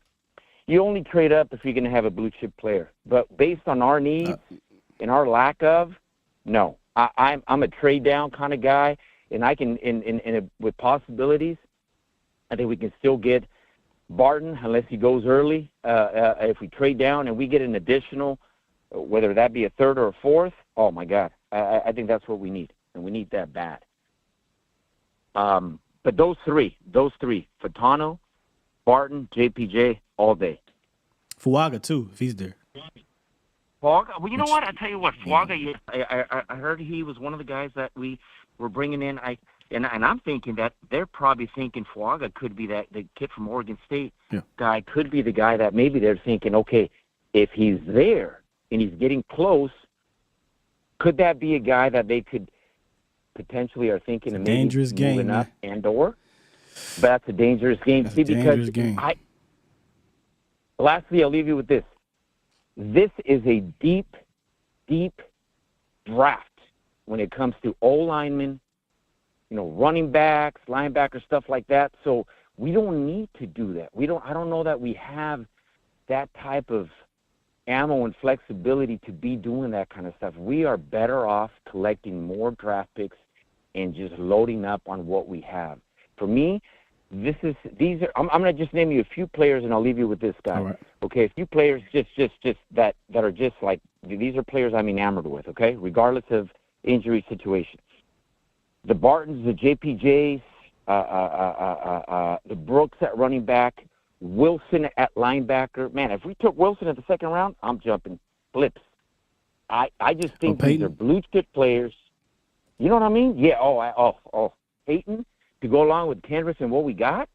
Oh my God, that'd be dynamic. Like I said earlier, though, man, you're going to run into this situation that we're having in this particular draft, at least, because they didn't address much in free agency. Somebody's coming away from the draft like, man, we need a receiver. We're talking with Trill. We need a linebacker. We need a running back, or we need whatever. Right? We're going to come away from this draft saying that because there's a lot of positions the Cowboys need, and they got 3 legitimate picks. Let's keep it a bean. 3 legitimate picks to do that, and it's just. It's tough, man. I like all the players everybody talking about. Like I love Xavier Legette. I like Burton out of Alabama too. Like you give me one of those guys, and then we come away we're in round 5 or 6 or come out of the draft. I'm like, damn, we didn't address offensive line, or damn, we don't have a linebacker. Or, you know what I mean? Because of where we're at right now, due to free agency or the incompetency of the front office, I should say. You know, Sky, I feel you, and whether they want to admit it or not, they put themselves in that situation that, in a sense, we are going to, in a sense, be drafting for need just because we have to fill holes rather than potentially best player available. We're going to be drafting for need. And I mean, and it's pretty obvious so far. The players are bringing in, a bunch of O-linemen, bunch of linebackers, running back. I mean, there's your hole. And obviously, let's not forget the defense, of course. So, but no, I'm with you on Barton, and I'm a guy. I'm a stickler on this. Okay, Duke, Wisconsin, Iowa, those kind of players, for whatever reason, they're just their IQ, their mental toughness, their fortitude. I'm gonna go with that, and I'm gonna put my chips on players that are coming from programs like that. You know what I mean? Said it right Amen, there. and I'll leave you with that, my man. Appreciate you, Nacho. All right. You mentioned a word right there that really, and it's the buzzword over the last how many years? This is a finesse team. Where's the toughness? Where's the ass whoop? Barton going to bring that. So another lineman, not just him, but this is the draft. We just had a mock draft. We need ass whoop. We need some toughness. And when we got our ass whooped against the Niners, they came out of that game and they just kept talking about, we need to be more physical and physical and physical and physical. And then they proceeded not to play in that manner. Next year, got our ass whooped by the Niners. Got to be physical.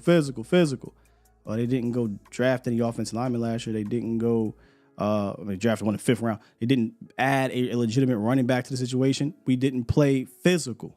Get to the playoffs, you continue each and every year, get out physical. 49ers, tough, physical. The Lions, tough, physical. Baltimore, tough, physical. May not seem like it because a lot of people don't really watch them, but the Chiefs are a tough, physical team. They just happen to have one of the greatest wide receivers and offensive minds in the world. Quarterbacks. Dallas doesn't have one of the greatest offensive minds in the world. So for those who may be new, one of the things I've been saying for a long time, even under the Jason Garrett era, you're going to have to overcome your coaching. Coaches have to overcome the front office. Players have to overcome the coaching. Thus, I used to always say this a lot with Jason Garrett. When he had the horses, fine. When one of those dudes went down, used to be Sean Lee, Tyron Smith, or his problems. You need to add horses to this stable, given the situation. And I'm sorry, Trill, some random guy who gets cut in August is not a dude. We've been down this road before. You signed an Anthony Barr, and he came in here and did nothing for you in July and August. DeMonte KZ, Everson Griffin. You ain't good enough coaching-wise to not have dudes. Facts. 336, what up? What's up, man? Want to apologize for my voice. I'm a little under the weather. You good, man? But yeah. So a couple of things. Number one, about the mock draft. I don't think there's any way possible that Trey Benson is there at 87 or Bortolini in the 6th round. I just don't see that happening. Or I think that the UCLA linebacker too. Like where are people getting this from? So the UCLA linebacker is possible just because from what I read on him that he tends to like overrun the play because he's so aggressive. Like, you know, that play that you showed. That's half the damn linebackers in the draft. Yeah, that is fair. But from the scouting reports that I read on him, they say that he tends to overrun a little bit, and he doesn't have the best back end coverage. Like, he can do good in shallow coverage, but not like running Tampa 2 and getting 30 yards downfield type shit. Right. Okay. So, but that's just the knock that I've seen on him. But I think there's no way possible Trey Benson. Trey Benson is the first or the second best running back in the draft, whether it's between him and Brooks. And I think you got to put him over Brooks right now just because of the injury, you know? And they're pretty tit for tat without. And there's no way that the first running back is going to be taken in the 3rd round. I just don't see that. I think you'd have to take him in the 2nd round. Yeah, I'm with you. When I was talking to the caller on the phone about him, I was like, if Trey Benson lasts to the 3rd, that means he's like he's probably the 3rd running back taken. You know what I mean? Like, right. I figure Brooks probably go, maybe Wright, maybe somebody jumps up and maybe somebody likes Allen or something like that more. But I have a hard time believing it too. The first running back or second running back goes in the 3rd round. I'm thinking maybe that late in the 3rd. I'm thinking maybe late 2nd, early 3rd.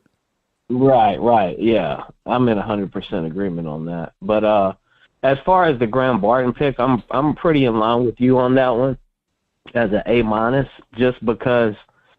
And I live in North Carolina. I don't know if you remember me calling in before. I told you how big of a Peyton Wilson fan I am because he grew up in the next town over from me, like 10 minutes from where I grew up. Yeah. So I'm a big Duke fan too because, you know, they're a North Carolina team. Actually, I'm a bigger Duke fan than I am State fan. But so I love Barton. The reason why I'm an A- on him is I do think that I would like to trade down a little bit and still see if we could pick him up. The way it sounded, that might be a little tough. It sounded like that might be tough. The trade down guy that I keep hearing about is Frazier, and maybe JPJ now. Again, there's stuff coming out on JPJ that kind of has him not even being mocked in the 1st round. So that's crazy.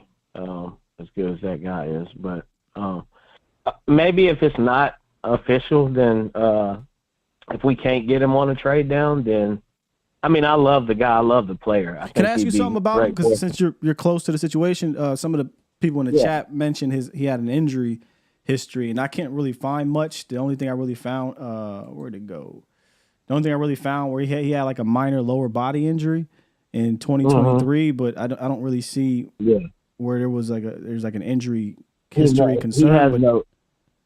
He has no long injury history. Whatsoever. Right, it's not like Peyton Wilson at NC State, but even Peyton at NC State was like over 2 years ago. So like I would be fine with, he's going to fall because of his medicals, but I would be fine, especially if he fell like in the third round. Peyton? Like that would just be crazy. Gosh, man.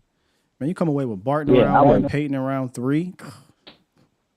That's what I was thinking. My ideal mock draft would probably be, I would like to trade down and still get Barton and pick up an extra third, and then get Jonathan Brooks in the second round. And you can almost, I wouldn't say write it with a pen, but you can almost pencil the Jonathan Brooks in that second round the way it may go.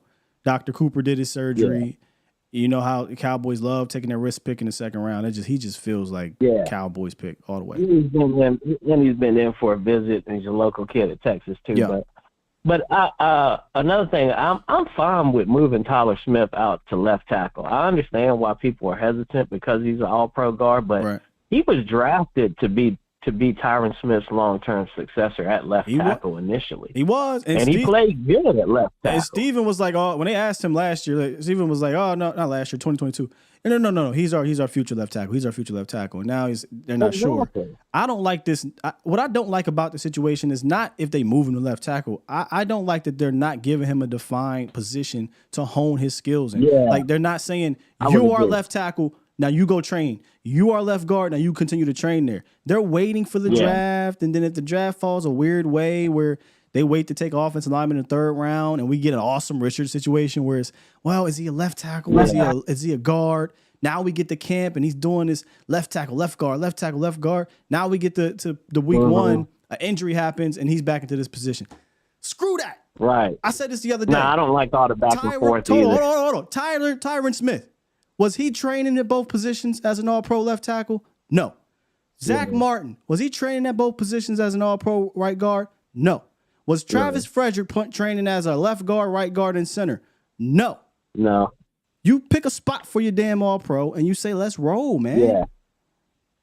I agree with that. But I do think if they were to get somebody like Barton in this draft, then you could move him out there and leave him there. You don't want to keep moving him, but no, you don't. I would think, this is it. If you're going to make a decision, hey, let's put you at left tackle. This is what you were drafted for initially anyway.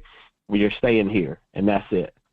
And I'm fine with that. And then Barton at center or left guard, but honestly, man, if we could get a trade down and pick up an extra third with somebody like Baltimore, per se, I wouldn't mind Van Pran, the center from Georgia, and then having Barton at guard. Imagine if you got Barton, Jonathan Brooks, Peyton Wilson, and Van Pran.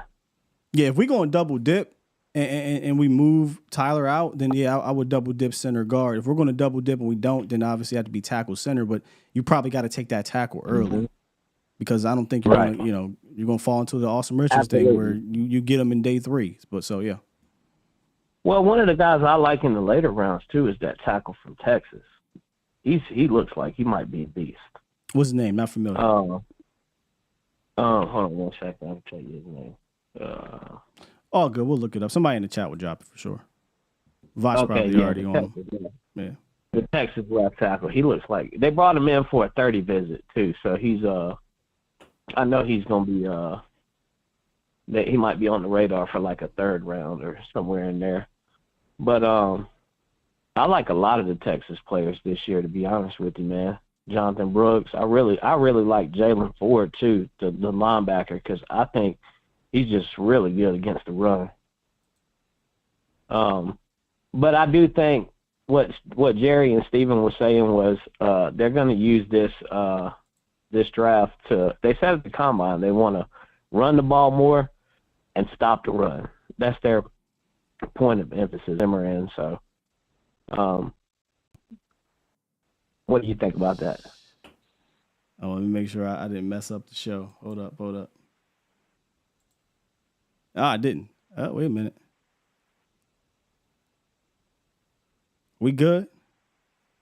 Think we're good. I can hear you. I know you can hear me, but I thought I almost messed up the show here. I think we straight though. But run that last thing back. I was trying to set something up. Yeah, we straight. Run that last one back. So what I was saying is Jerry and Steven said at the combine that their point of emphasis this year is to run the ball better and to stop the run. And so I think because those are the things that screwed them. It is. You know what I'm saying? It is. It really is. And so if they're going to do that, I kind of like. I don't know if I'm. That's why I'm not the biggest fan of that draft that guy did, but I mean, we got all kinds of flexibility. And a receiver that I would like to take a look at is in the later round of the draft is Jordan Whittington, man. You might want to do some research on him. He's one of my favorite guys. He's from Texas, too. And they got him pegged to go in the 7th round. And the reason why I like him so much is because he was a 5-star recruit, and he got injured early in his career, and then he got recruited over by A.D. Mitchell and Xavier Worthy. Okay. To where he's just their third guy. But if you look at the tape on that dude, he's a beast. And he could be a real steal in the 7th round. So, but anyway, that's all I got, man. All right, but appreciate you. Good stuff. Now I appreciate it. Now I do remember you. Not receiving enough main. Are we still live?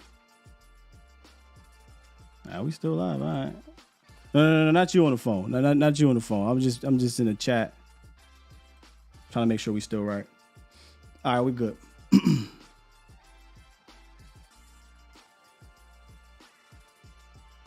Super chat time.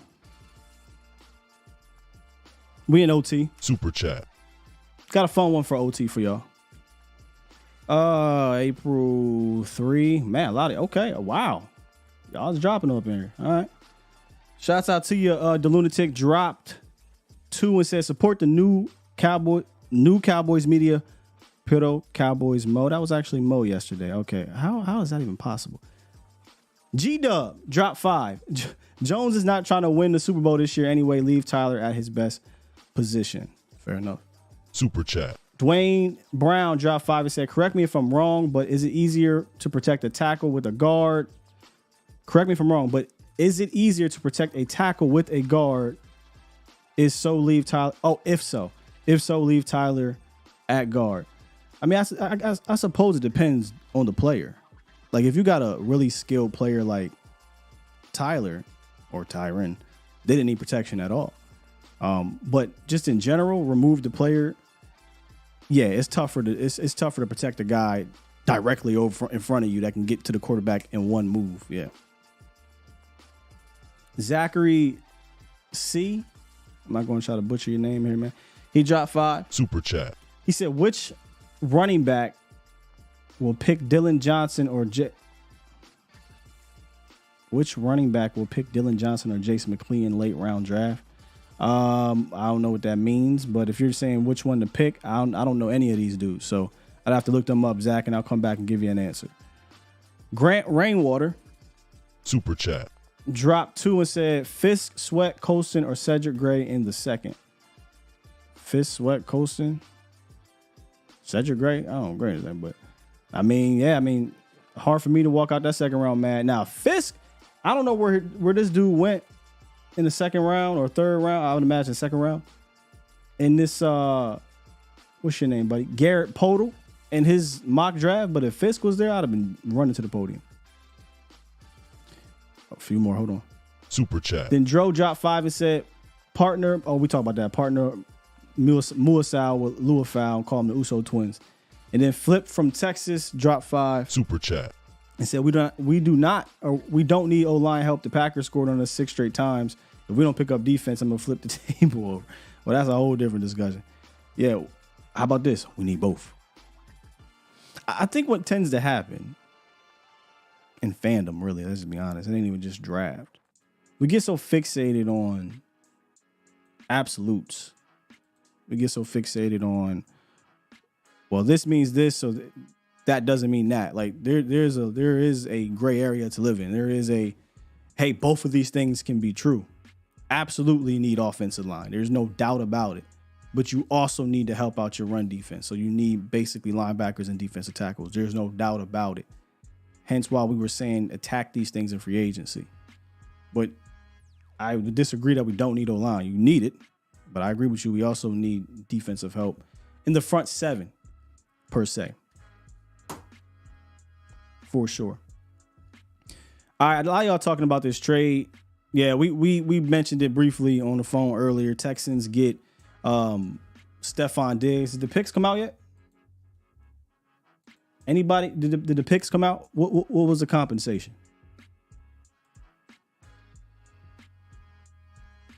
Let me see if I can find it.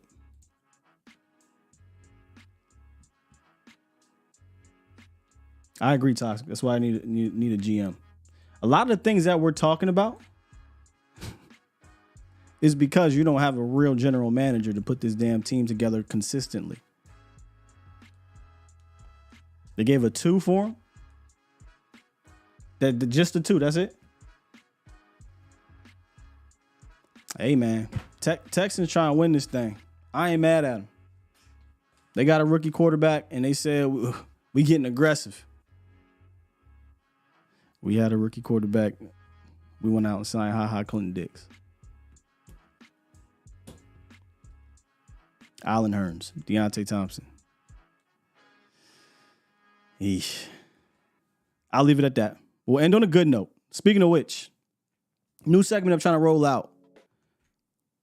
It's called Off the Field, OTF. So what we're going to do is I usually get tagged or sent or all types of videos, whether it be on Instagram, mostly Twitter, DMs, or just tagged, added, whatever.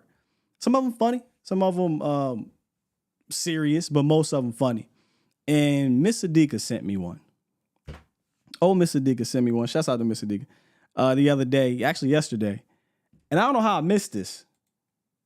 And it was hilarious. So I said, you know what? I want to turn this into a segment that we do, maybe not every day, maybe once in a while, maybe Fridays, whatever, just kind of just going off the field. Because when it comes to the Cowboys, man, on the field, I mean, oh my God. It's rough. It's rough. So we're going to go off the field and have a little bit of laughs if we can. And off the field, I don't know if y'all saw this from one of the biggest Cowboys haters. Dan Orlovsky on the Pat McAfee show. If you didn't, I'm going to just play it and let you listen to what this nasty ass dude did. Here we go. It's impossible to be at the top at both of those, essentially. Like, it's Dan, another farting Dan Orlovsky situation just took place. Danny Dumps. You just farted into the... Danny Dumps. What do you mean? It's crazy. It's unbelievable. No. Your butt was just... They said, no. You ain't finna just gloss over that. In case you missed it. One more again. In case you missed it. It's impossible to be at the top at both of those, essentially. Like, it's Dan, another farting Dan Orlovsky situation just took place. Danny Dumps. You just farted into the... Danny Dumps. What do you mean? It's unbelievable. No. Your butt was just talking. We heard it. Your butt just farted into the phone again like you in Monday Night Football. Oh, no. That's what just happened. What do you mean? Dan. You remember Monday Night Football when you had your microphone? Fan, he got the face on that. He know he did it. And then later on in the video, he tried to say, well, you know what? He did one of these things. He said, you know what I think it was? The windshield wiper. Y'all tell me if this sounds like a windshield wiper. Come on, y'all. What? It's impossible to be at the top at both of those, essentially. Like, it's Dan. Come on, man. Brother, what's that? What's that, brother? Come on, man. A windshield wiper. Dog, you need some wipes. That's what you need. Not a windshield wiper, some wipes. That was wet and disgusting. On air is crazy. I'd have hung up. I'd have hung up, fam. I'd have hit him with a... Oh, we lost Dan Orlowski. Came back refreshed. Ain't nothing wrong with a little fluctuate, but you can't do it on air. You will never, and I guarantee y'all will never hear me just lay one out like that on there. I promise you I won't do that to y'all.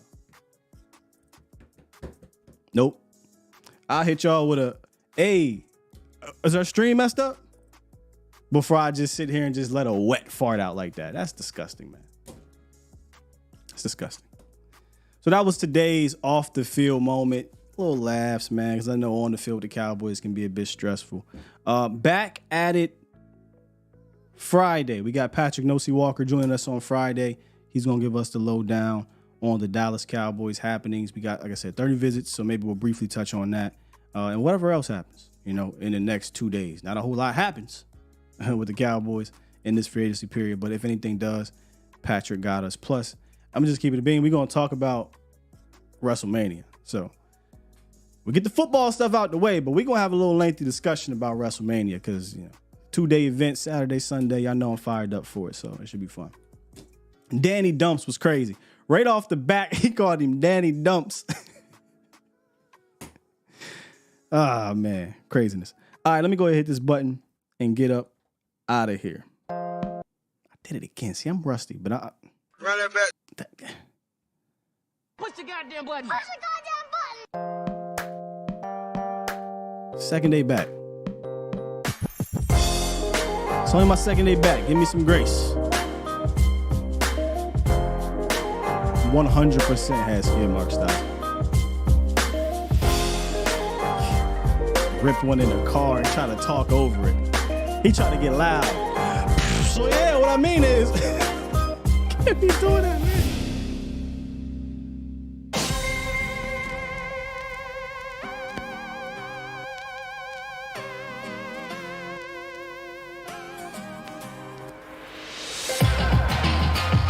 Oh, this Slim just called him Danny Diddler. Stop.